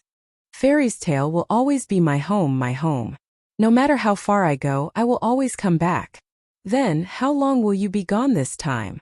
Lisanna finally could not help but ask the question she was most concerned about. Another 4 years. Noah could hear the reluctance in her voice. For a moment, Noah even considered giving up on his decision and staying in fairy tale. After all, to be honest, Noah himself did not know when he would return. However, if he really did that, Noah's perception of himself would remain at the level of a different monster from others for the rest of his life. Was that really okay? At the same time as he asked himself, Noah closed his eyes. After a while, he suddenly opened them. 3 years. Lisanna was stunned. 3 years. Yes. Noah nodded heavily, his tone incomparably firm. No matter what, I'll definitely return in 3 years at most. This sentence was still without any basis. However, at this moment, Noah had already decided that no matter what, he would definitely return to fairy tale within 3 years at most. Even if the situation did not allow it, Noah would still think of a way to return. Even if he died, he would return. This was Noah's determination. Perhaps she saw something from Noah's attitude. Lisanna finally smiled sweetly, held Noah's hand, closed her eyes and leaned her head on Noah's shoulder. Noah's heart was also deeply touched. Leaning on Lisanna's head, he also closed his eyes and did not speak, allowing time to pass. Noah and Lisanna, who were immersed in tenderness, did not notice. Outside the door, a figure left a trail of white ponytail in the air and quietly left. Chapter 75. The sun gradually chased away the darkness of the night and illuminated the entirety of Villa Magnolia. It also illuminated the fairy tale that seemed to always be in the center of the town, causing the signboard to shine brightly. At this moment, she was arranging the clothes she had taken out from the wardrobe and stuffing everything she had brought into Noah's luggage. What's missing? Noah, who had put his magic sword into a cloth bag, looked at Lisanna with a helpless expression. I say, Lisanna, I'm only going on a long trip, not to seek refuge. There's no need to pack all my clothes and stuff into my luggage, right? What are you talking about? Lisanna spat out her dissatisfied words without even turning her head. Big brother Noah, you're going to Celestial Wolf Island this time, not near Magnolia. You can find food on the island, but will you be able to find clothes on the island? Still, there's no need to bring so much, right? Noah looked at the luggage that was almost bigger than his bed and rolled his eyes. Can't I just bring 1 or 2 pieces of clothing and 1 or 2 other things? Then what if you can't find them when you need them? There's always a way. I'm going to an island, not a desert. Do you think I'll die of thirst or starvation? But, seeing that she was still unwilling, Noah decided to cut the Gordian knot. No matter what, it'll be a burden for me to bring too many things. I'm not a Lusha. I don't have to bring a carriage full of luggage with me every time I go on a mission. Then, under Lisanna's regretful gaze, Noah took out the things he didn't need and the things he prepared too well. He only stopped when his luggage was reduced to the size of a parcel. He hung it on the cloth bag that contained the knight's sword and slung it over his shoulder. That'll do. All right. Lysana still didn't seem to feel at ease. Noah couldn't help but stroke her soft hair lovingly. Even though I'm going far this time, I have experience living in the wilderness, mountains, and forests. I won't starve to death anywhere. Only then did her expression look much better, and she nodded reluctantly. Noah walked down the stairs with her. When he appeared in front of everyone in the guild, the noisy guild instantly quieted down. Everyone's eyes were fixed on Noah. Some were filled with blessings. Some were filled with smiles. Some were filled with reluctance. Some were filled with understanding. Noah's heart couldn't help but calm down. Elisha, Naz, Gray, Kana, Elfman, and even Leia, who was in the corner, quietly looked at Noah, not intending to say anything. There was a complicated look in Myra's eyes for a moment. After a while, she snorted coldly and turned her head away with a look of indifference. Makarov walked up to Noah and looked up at Noah. Are you ready? Noah didn't answer. Instead he nodded, causing Makarov to sigh. You're a smart child. You've been very sensible since you were young. You know how to work hard and take care of yourself. You also have experience cultivating outside. I'm not worried about whether you'll be able to live a better life. Speaking of this, Makarov smiled benevolently. But if you miss home, you can come back at any time. Understand? Noah suppressed the surging emotions in his heart, but he couldn't help but put on a smile on his face. I understand, Grandpa. Celestial Wolf Island is our sacred land. Since you plan to live there, you have the duty to protect it, Makarov said seriously. The strength of the first chairman, Mavis Viamilio, when she was alive was almost unseen. She also possessed extraordinary wisdom and knowledge. She was familiar with almost all kinds of magic. Since the first chairman intends to personally teach you magic, you have to learn it seriously, Makarov said with some expectation. With your talent and the powerful magic that you were born with, perhaps you might have the opportunity to learn the 3 great spells that President Mavis created when she was still alive. Fairy tale. That's hard to say. Hearing this, the members of the guild were also looking forward to it. They obviously wanted to see the 3 great magic spells of the fairy tale. Noah couldn't help but apologize to everyone in his heart. After all, Noah didn't really intend to let Mavis teach him magic. However, Makarov and the others' expectations weren't disappointed. Although Noah said that Mavis would personally teach him magic, it was just a white lie that he didn't want others to worry about him. However, this lie wasn't completely made up. At the very least, the 3 great magic spells of the fairy tale that Mavis created were indeed lying in Noah's mind, waiting for him to learn and control them. Thus, Noah looked around at everyone present and nodded solemnly. I won't disappoint everyone. Hearing this, everyone in the guild gave Noah their blessings. Take good care of yourself, Noah. Don't forget to bring back some specialties when you come back. Yes. If there's anything good on Celestial Wolf Island, don't forget to bring it back for us to enjoy. The kind words of farewell made Noah feel rather emotional, but he still responded to them one by one. However, not everyone's farewell was so heartwarming. Noah. Naz jumped out from the crowd and raised a fist. Let's have a showdown. Naz. Haby sighed helplessly. Naz. Lysana said angrily. Why are you still like this at a time like this? Idiot. Gray said teasingly. Only a guy like you whose head is filled with fire would keep making things difficult for himself. Gray's voice became softer and softer as he spoke. There was no other reason. At this moment, Naz was no longer as hot-blooded and impulsive as before, shouting let's have a showdown, and rushing over immediately. At this moment, there was only a serious expression on Naz's face that didn't match him at all. Noah also looked straight at Naz, whose face was full of seriousness, and spoke after a while. Naz, are you serious? Ever since I came to Fairy's Tale and lost to you, I've always wanted to challenge you again. For this I've worked very hard for the past 4 years. Naz grinned. You're going to leave again now. When you come back, you'll definitely become stronger, but I can't wait. Noah. The raised fist was burning with flames that made the air in the entire guild hot, and Naz's expression became as ferocious as a beast's. You can leave, but you have to have a showdown with me first. The whole place was silent. Feeling the scorching temperature rising from Nazi's body and the ferocious magic power that was like real flames, Noah closed his eyes and then suddenly opened them. I understand, I accept your challenge. Naz smiled, and his smile was unusually hot-blooded. I'm burning. Oh. Fairy's tale, in front of the guild's main entrance. Thinking about it carefully, the last time the two of us fought under such circumstances was 4 years ago. Noah took off the luggage hanging on the cloth bag containing the magic knight sword and threw it aside. He looked at Naz opposite him, and the corners of his mouth slowly rose. 4 years ago, I fought with you and killed us here. In the blink of an eye, 4 years have passed. I'm not the same as 4 years ago. Naz was like a cheetah that was about to pounce forward.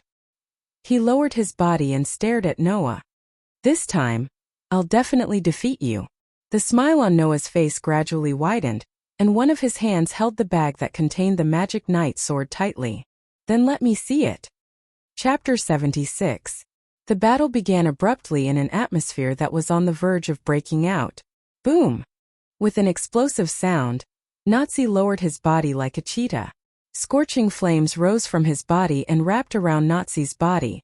Nazi opened his mouth without warning, and the flames around his body flowed into his mouth like a stream of air. Fire dragons! In the next moment, Naz opened his mouth in Noah's direction. Roar! A blast of flames shot out of Naz's mouth. It grew bigger and bigger as it charged. With extreme heat, it evaporated the atmosphere and shattered the earth. It blew towards Noah's direction amidst the dust and turbulence. Noah's vision was filled with flames and his cheeks were getting warmer because of the approaching flames. However, he was still as calm as ever with a smile on his face. Without any intention of dodging or using magic, Noah grabbed the cloth bag that held the magic knight sword and held the hilt of the magic knight sword in the bag. He held the bag horizontally in front of him until the raging flames blew in front of him. Then he swung it to the side. Whoosh! As if a gust of wind suddenly appeared in front of Noah. The scorching flames were disrupted by an invisible force when Noah swung the cloth bag that held the magic knight sword. They scattered into sparks that filled the sky. Seeing this scene, everyone present sucked in a breath of cold air. He didn't use magic, didn't unsheath the sword, and didn't even open the cloth bag that held the magic knight sword. With just a wave of his hand, Naz's powerful flame breath was disintegrated. As expected, Elisha and Mira stared at Noah, who was full of smiles. He's already stronger than us. Big brother Noah. Lise Anna seemed to be a little excited, as if she was the one who was standing in the middle of the battlefield. What's wrong? Noah put down the cloth bag in his hand and looked straight at Naz, who was opposite him. If that's all you got, you can't beat me, Naz. I'm just greeting you first. Not only was Naz not discouraged, he even smiled excitedly. Now it's time for the main show. After saying that, a majestic mana surged out from Naz's body, causing the flames around him to burn even more fiercely and hotter than before. And the strength of this mana was far beyond that of an ordinary magic shooter. Even many of the veteran magic shooters in the guild could not compare to him. The sudden appearance of such a powerful demonic energy directly caused the nearby crowd to become quiet. Numerous bewildered gazes were immediately shot over and paused on Naz. Their expressions had also become somewhat interesting. This Naz is already so strong? Looking at Naz, whose cherry-colored hair was fluttering in the dense flames, whether it was the veteran magic shooters in the guild or Naz's childhood playmates, they were all shocked. Although Naz was always clamoring to duel with someone, almost no one had seen Naz's full strength in these years, not even Gray, who played with him every day. Therefore, at this time, no one in the great fairy tale knew that Naz had unknowingly become so strong. Apart from those S-rank magic shooters, there shouldn't be more than 5 people in the entire fairy tale who could compare to Naz. This guy, even we didn't know that he had reached such a level. Mira and Elisha looked at each other and couldn't help but smile. Tisk! Gray smacked his lips, but his line of sight was fixed on Naz. Obviously, this guy, who could definitely be called a sworn enemy with Naz, was competitive because of Naz's strength. How is it? In the center of the field, Naz, who was surrounded by surging flames, smiled proudly. I've become stronger, right? Indeed, you've become stronger. I believe that there are not many people in the guild who can beat you, Naz. Noah looked straight at Naz and suddenly smiled. But if it's only to this extent. Before he finished his words, Noah's figure suddenly trembled. Looking at Noah, who stopped in front of him without moving, Naz's expression suddenly changed. The flames around him suddenly shook, and like a propeller, it made Naz's figure glide backward. The moment Naz retreated, a black shadow suddenly appeared. The long cloth bag carried a terrifying oppressive wind and sharp air-tearing sound as it fiercely slashed at Naz's original position, brushing past Naz's face. At this moment, Noah's figure on the opposite side began to dissipate. He held the cloth bag and appeared at the side of Naz's original position. An afterimage? In the crowd, Mira and Alusha's eyes narrowed at the same time. So fast. Lise, Anna, and the others covered their mouths in astonishment. Fire dragons. Naz, who dodged Noah's attack, stopped retreating, leaped forward, extended his arm and clenched his fist. The flames on his body instantly gathered on his fist, bringing along a scorching wind as he smashed his fist toward Noah's chest. Iron fist. The fiery wind pounced and mercilessly hit Noah's face, making Noah's face gradually become hotter and hotter. However, in the face of Naz's violent attack, Noah's expression remained unchanged. He bent his wrist slightly and the long cloth bag in his hand suddenly flew out and blocked in front of Noah like a shield. Bang! In the muffled sound, Naz's violent punch hit the cloth bag, stirring up dense sparks and wind waves. However, it didn't even burn a layer of skin on the cloth bag. The reason was simple. Noah had already covered the entire cloth bag with his mana. Unless Naz had the ability to disperse the mana that Noah covered the cloth bag, Naz, a dignified dragon slayer archmage, couldn't even destroy the cloth bag that Noah used to store the magic knight sword. Naz's brain wasn't very bright, but when it came to battle, his brain would turn and he naturally understood what was going on. At that moment, Naz let out a dragon-like roar. It's not over yet. The moment the roar fell, Naz crazily waved his fists burning with flames. Scorching hot fists like a storm poured towards Noah's body. Red lotus fire dragon fists. The fiery fist, which was like a jet of fire, shrouded Noah's body in an overwhelming manner. It was mixed with a blazing wind, wrapping every part of Noah's body. There was no trace of mercy at all. Naz's violent and ferocious offensive made Noah raise his eyebrows. A trace of sharpness emerged in his eyes. He slightly lifted his foot and took a step forward, his body nimbly dodging left and right. Chi.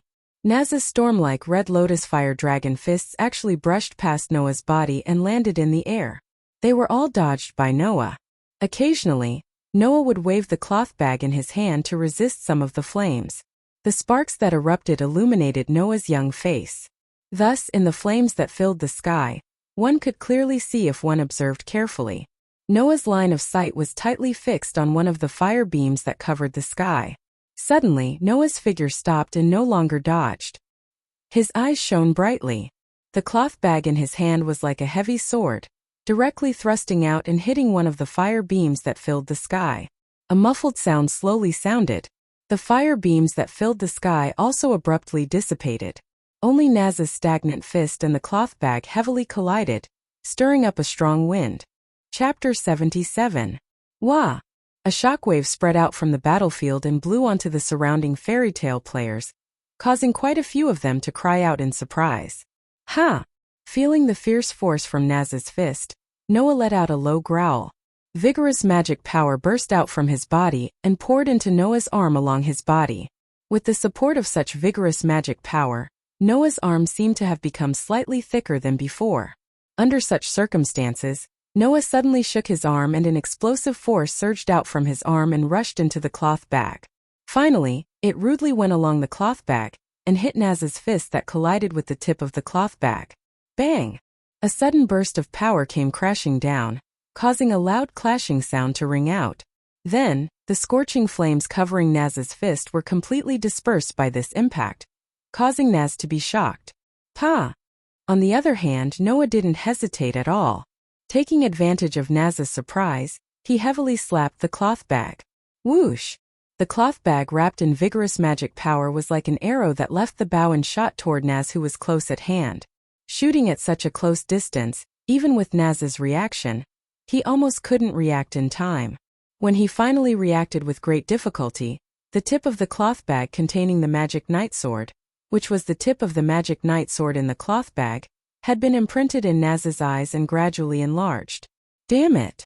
Naz roared again. He turned his body sideways and turned his body upside down in the air. He stretched out a foot with his head down and feet up.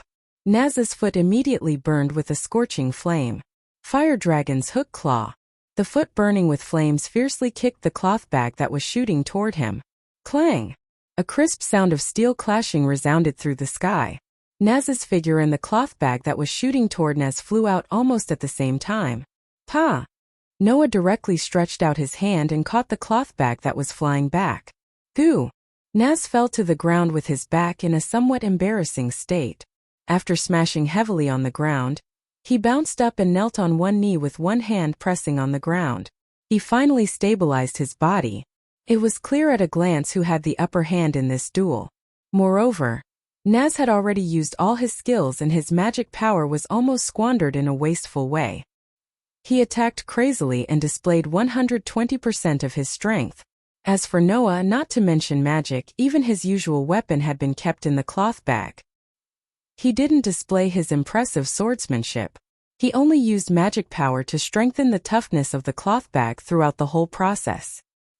He was unilaterally dealing with Naz's attacks and hadn't even started to exert his strength.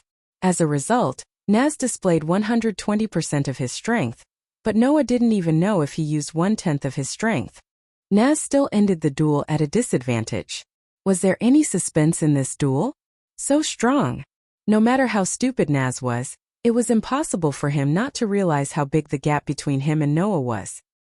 He clenched his fists, his eyes and expression were shaking, and his body was trembling. Seeing this, the people of Fairy Tale were amazed at Noah's outstanding strength, and at the same time they looked at Naz with pity. Naz! Habi had tears in the corners of his eyes and looked like he was about to cry. It seemed that he couldn't bear to watch anymore. Mira, Alusha, Lisanna, Gray, and the others quietly watched the development of everything in silence. Makarov, who had been watching the entire duel silently, glanced at the calm Noah and then at the wavering Naz, and a gratified look appeared in his eyes. Naz, you should thank Noah for creating the motivation for you to become stronger before leaving. In the middle of the field, Noah looked at Naz, who was clenching his fists, trembling all over, and his eyes gradually became serious. Naz! The extremely abrupt call startled the trembling Naz and he looked over blankly. Become stronger. Facing Naz's sluggish gaze, Noah indifferently opened his mouth and said such a sentence. Then come and challenge me. Hearing this, Naz's eyes trembled, but the trembling of his body inconceivably stopped. His expression gradually recovered, and he revealed a big smile. You're really strong. Naz lowered his hands and stared at Noah with a burning gaze. Next time, let's have another duel. Noah closed his eyes, but the smile on his face could not be concealed. It was not until this time that the people of Fairy Tale realized what had happened. It was obvious. Naz had admitted defeat. This duel, Makarov announced on the spot. The winner Noah. Oh. All the magic shooters of Fairy Tale cheered, and they were not stingy with their cheers for this wonderful duel. Naz. Habi flew directly into Naz's arms, and his face was full of worry. Are you okay? Ah. Naz nodded heavily, hugged Habi and looked at Noah, who was in the middle of the crowd, with a strong fighting spirit blooming in his eyes. Hey Habi. Habi raised his head and looked at Naz in a daze. I want to be strong. Naz made such a declaration in a firm and hearty voice. Become stronger than anyone else. Love. Habi cried out loudly. If it's Naz, it's definitely not a problem. Is that so? Naz laughed out loud. Not far away, Noah, who was in the middle of the crowd, looked in the direction of Naz, and his heart was more or less surging.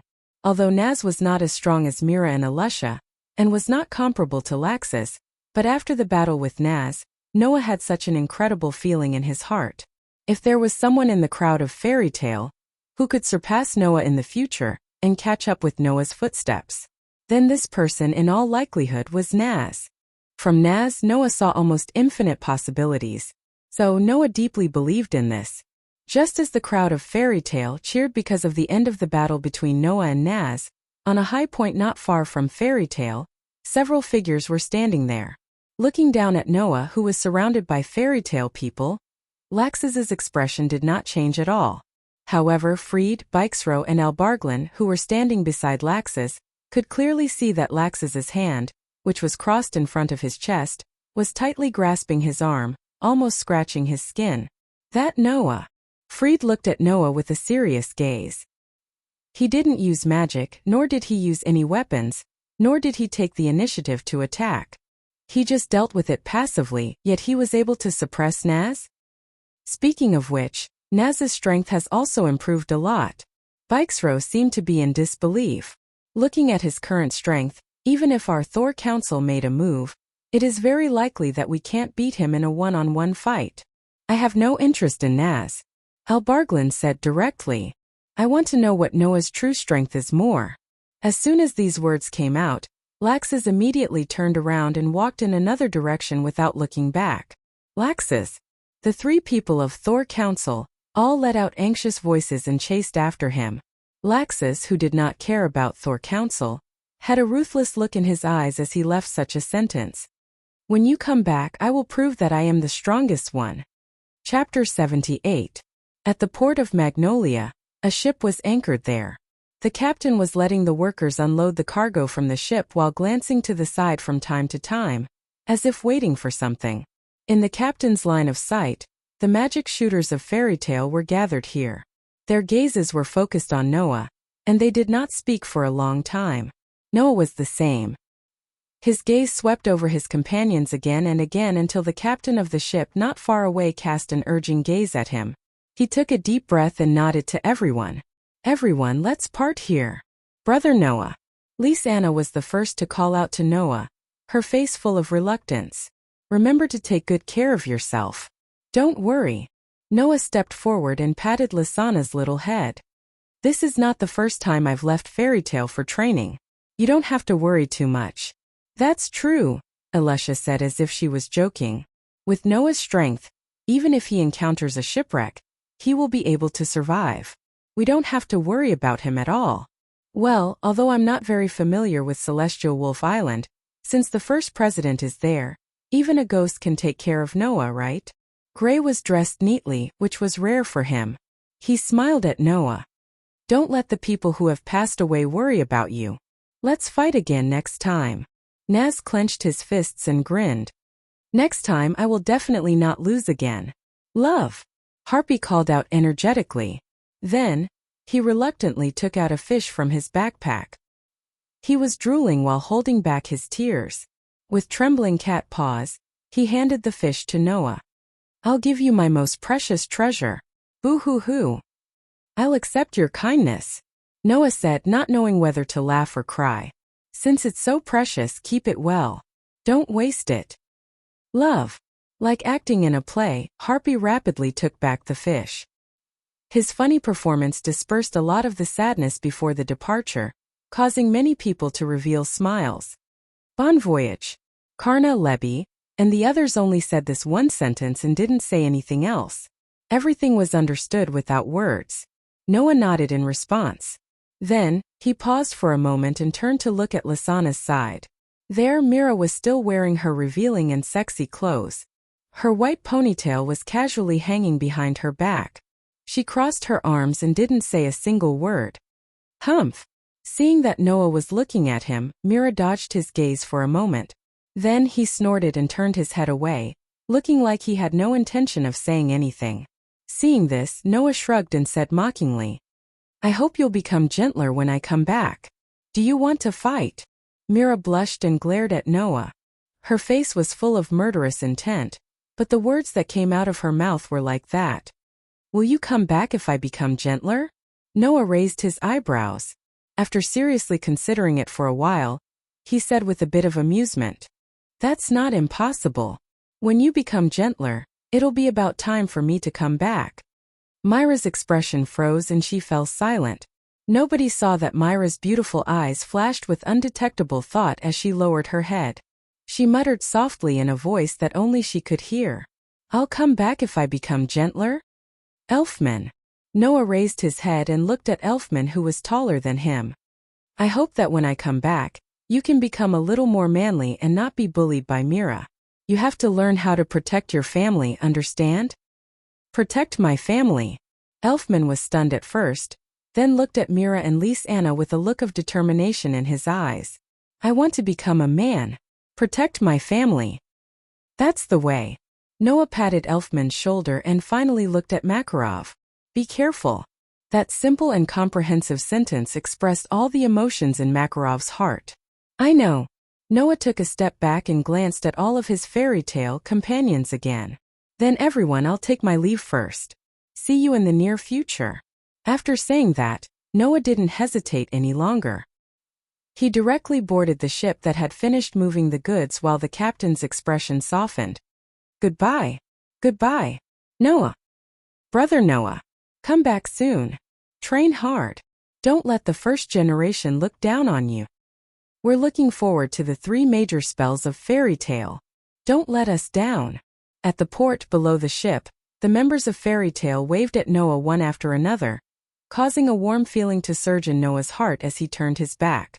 Under such circumstances, the ship slowly set sail and sailed towards the boundless ocean.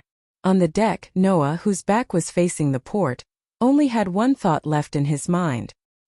He hoped that he would not cry when he left. Noah. Just as Noah was thinking this, a loud call came from the port that was already very far away.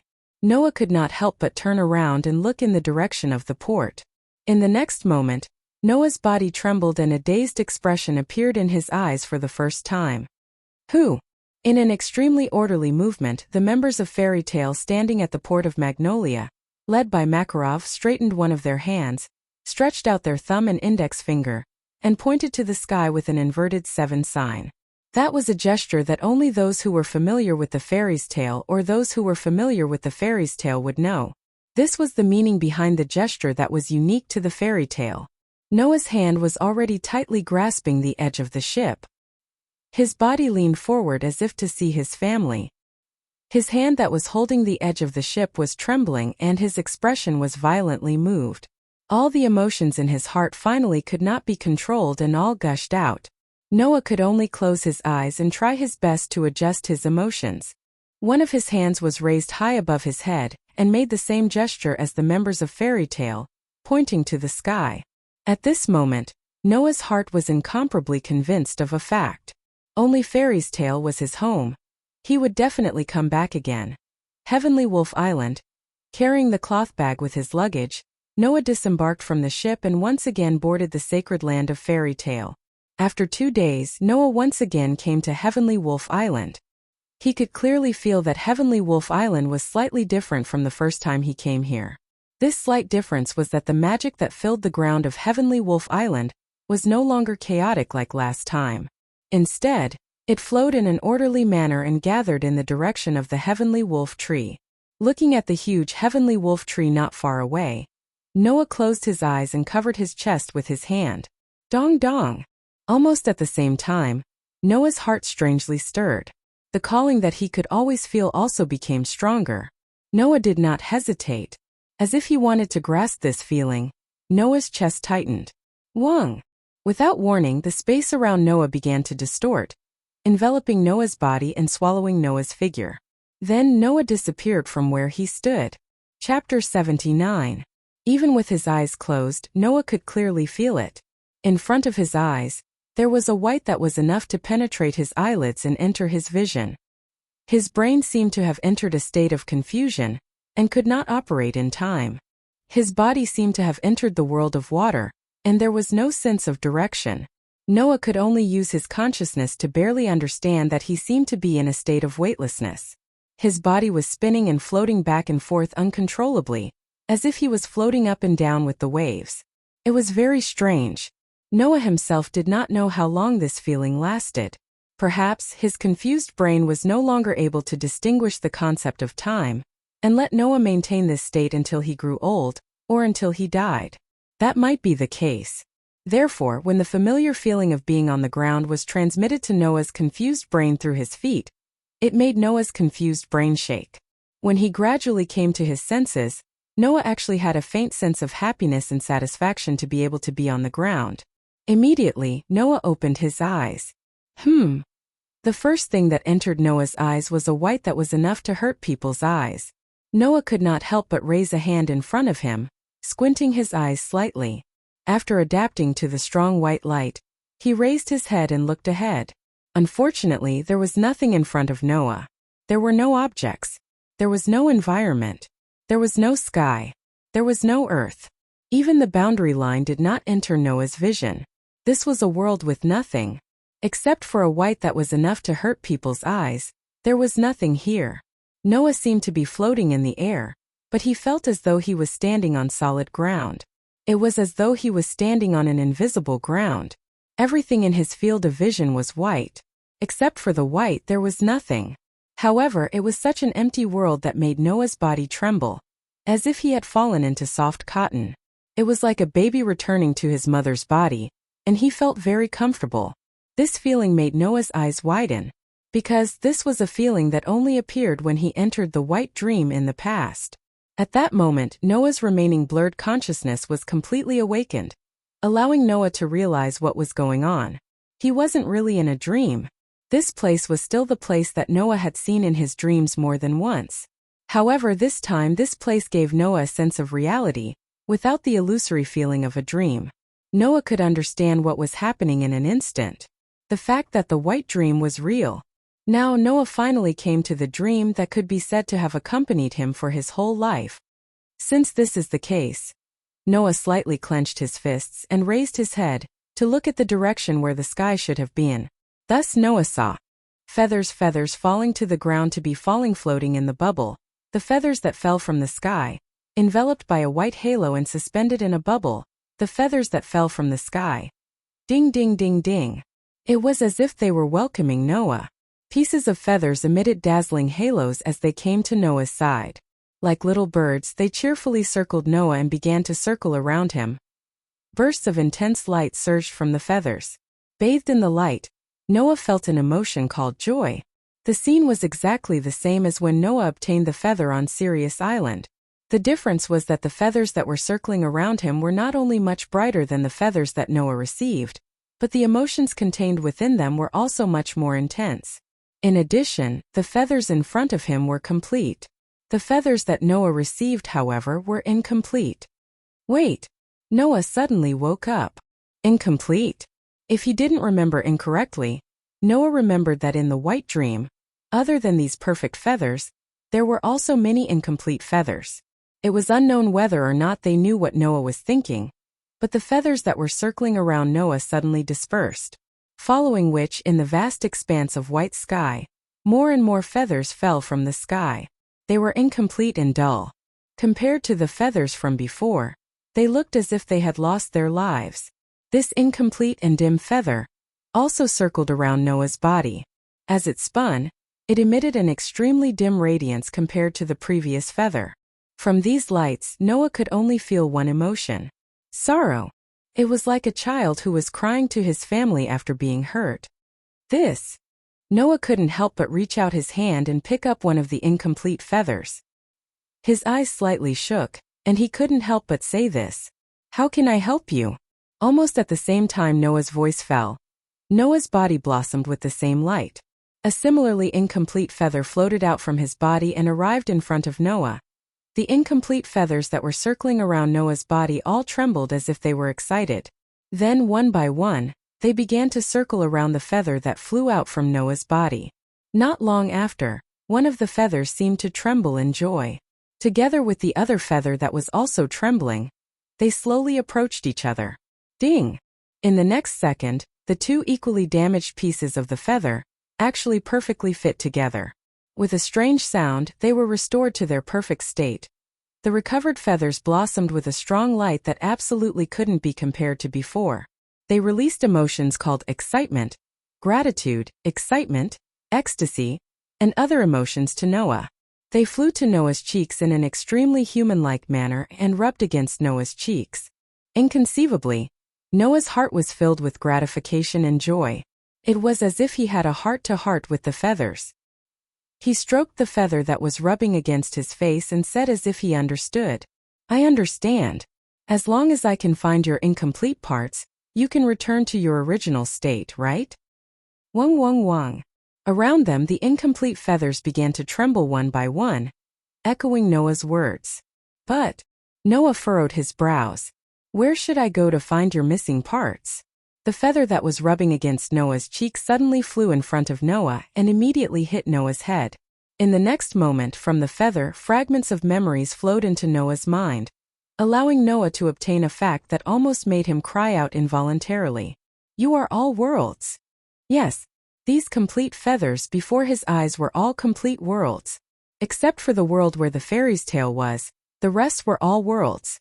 In other words, the world of the fairy's tale that Noah was originally in was within these feathers in front of him. And now, Noah had already left the world of the fairy's tale and arrived at another strange place. Between worlds. It was a special space where all the worlds were. As for those incomplete feathers, they were each a fragmented world. The other parts of them were lost in those complete worlds. If Noah wanted these feathers to return to their original state, then he would have to enter each and every world and find the remaining parts of the incomplete worlds. He would have to go and save each and every world? Noah's head was a little dizzy. However, the sadness that continued to be released from the surrounding feathers touched Noah's heart, and his expression became gloomy. Finally, Noah let out a deep sigh. The other worlds. Chapter 80. The sky was gray. The ground was red. The forest was decaying. The buildings were decaying. The wind carried a variety of pungent smells. The air was filled with an atmosphere that made one's heart palpitate. Vaguely, a roar that sounded like the roar of a tiger or the howl of a wolf reverberated in the surroundings, reverberating in every corner that could be touched. It gave people a feeling that they were not willing to have in their entire lives. Despair. Looking around at this world that seemed to have completely fallen into hell, Noah, who was standing in the middle of the ground that seemed to be dyed red with blood, couldn't help but deeply frown. What is going on with this world? Yes. With just a glance, Noah could recognize that this was a completely different world from the one he was in before. There would be no fairy tale here. There would be no magnolia. There would be no companions that Noah was familiar with. There would also be no place where Noah was supposed to stay. For Noah, this world was completely unfamiliar. Of course, when Noah decided to enter other worlds and help those incomplete feathers to restore their original state, he had already mentally prepared himself. Therefore, even if he came to a completely unfamiliar world, Noah would not be at a loss, nor would he panic. However, at this moment Noah was truly confused. Since he was entering another world, Noah did not have the extravagant hope that the world he went to was the same as the world he was originally in. However, what was going on with this world that was filled with despair? Could it be that I didn't enter a complete world, but an incomplete world? But Noah had indeed touched a complete feather, so he should have come to a complete world. Moreover, from the feathers that represented each world, Noah also obtained some relevant memory fragments. Therefore, Noah knew that an incomplete world was a world that had been destroyed to a certain extent. Not to mention not being able to enter, even if they could, they would instantly lose their lives due to various circumstances. For example, in a broken world, some had no air, some had no water, some had no food, and some had no living creatures. Unless they could be repaired, it would be a real hell. It was because of this that Noah couldn't help but think that the world in front of him wasn't complete. After all, the atmosphere of despair was too strong, wasn't it? In addition, Noah was also very concerned about one thing. Noah raised his eyes and looked in a certain direction. He tightened the long sack on his shoulder. He saw that somewhere far away from Noah there was a place that looked like a city. Why did he say that it was similar? That was because a normal city would definitely not be like the city that Noah saw, surrounded by huge black stone monuments that reached into the clouds and were much taller than normal mountains. That was a city that was surrounded by huge black stone monuments that reached into the clouds. Staring at the city that was surrounded by huge black stone monuments, Noah sighed after a while. Looks like I've come to a very amazing world. After saying that, Noah patted his cheeks and pulled himself together. No matter what, there is a place where humans gather. I will definitely be able to obtain some information. Let's first understand what kind of world I've come to. There was no way for a world to dry up a world. Therefore, even if a part of the fragments of an incomplete world were in a different world, The world itself had no way to take them out and restore the incomplete world to its original state. Otherwise, there would be no need for Noah to go through so much trouble to go to another world to collect the fragments of a world. What kind of form would the fragments of a world exist in? Noah also didn't know clearly. Some of them would be scattered in a certain place. Some of them would be hidden in a certain object. Some of them would need to be found personally. Some of them would need to meet certain conditions to appear on their own. All in all, Noah wanted to find the fragments of a world. If he was lucky, he would be able to find them in 1 or 2 days. But if he was unlucky, he might not be able to find them in 10 or 20 years. What Noah could do was to obtain all the useful information. As long as he obtained information related to the fragments of a world, Noah would be able to receive hints from the current world and obtain traces of the fragments of a world. For example, last time, after Noah received information about the celestial Wolf Island, he received a hint about that world and entered the dreamland, where he truly saw the location of the world fragment. And before obtaining a certain amount of information, even Noah's world would not know the location of the fragments of a world. In other words, Noah was like a detector for the fragments of a world. After entering the world of the fragments of a world, as long as he obtained a certain amount of information, the current world would be able to use Noah as a detector to infer the location of the fragments of a world and give hints to Noah. In this way, Noah's existence was like born in order to find the fragments of a world. Noah's eyes flashed with a complicated expression as he sighed again and again. In the end, after leaving Fairy's tale, the secret of my existence can only be obtained from such a depressing guess? It was just that Noah unexpectedly couldn't hate this task. There was no other way. Who told those feathers to be like children, pure and innocent, making it impossible for Noah to ignore them? So cheer up. Unfortunately, there was someone who wanted to make things difficult for Noah. Gee! Following such a sharp sound, the ground where Noah was suddenly trembled. Noah's expression turned cold. Without hesitation, he jumped up and with an astonishing leap, he jumped more than 20 meters into the air. Pung! Suddenly, the ground where Noah was originally at was broken by a huge black shadow. Dirt and stones flew in all directions, and smoke and dust filled the air. Noah, who had jumped into the air, looked below him, and his pupils fiercely shrank. Gee! A 4 to 5 meter tall monster without fur, with veins popping out like water pipes, a body like a snake, and a head like a man-eating flower drilled out from the ground. At the same time it let out a sharp cry, and its mouth full of sharp teeth fiercely bit down, swallowing a lot of dirt. That was the dirt that Noah was originally at. If Noah did not jump up in time, then right now, he would be like the dirt, trapped by the disgusting monster's mouth full of unknown liquid, and enter the monster's stomach. Ha! Noah let out a laugh that sounded like anger. You're quite capable. After saying that, Noah directly used the air as a springboard. He turned his body, head down and feet up, and the soles of his feet fiercely stepped on the ground, causing the air to vibrate violently. At the same time, his body was like a bullet, turning into a shadow and shooting down. Shoo! Amidst the sharp air-breaking noise, Noah, who was descending from the sky, spun around again. This time, he swung his leg out with all his might. Together with the explosive descent of his body, he landed a heavy kick on the disgusting head of the monster that looked like a man-eating flower. Pung! Before it could even make a sound, the 4 to 5 meter tall monster with a snake's body and a man-eating flower's head was directly kicked by Noah and exploded. Pa pa pa! The disgusting flesh with black blood scattered around, fell on the ground around, and after a few squirms it stopped moving. This is not a demon, right? Noah, who landed on the ground, looked at the scattered flesh around, and smelled a kind of unpleasant stench in the air. He covered his nose, turned his head, and looked at the city surrounded by huge black stone tablets. My guess was right. We've really come to an incredible world.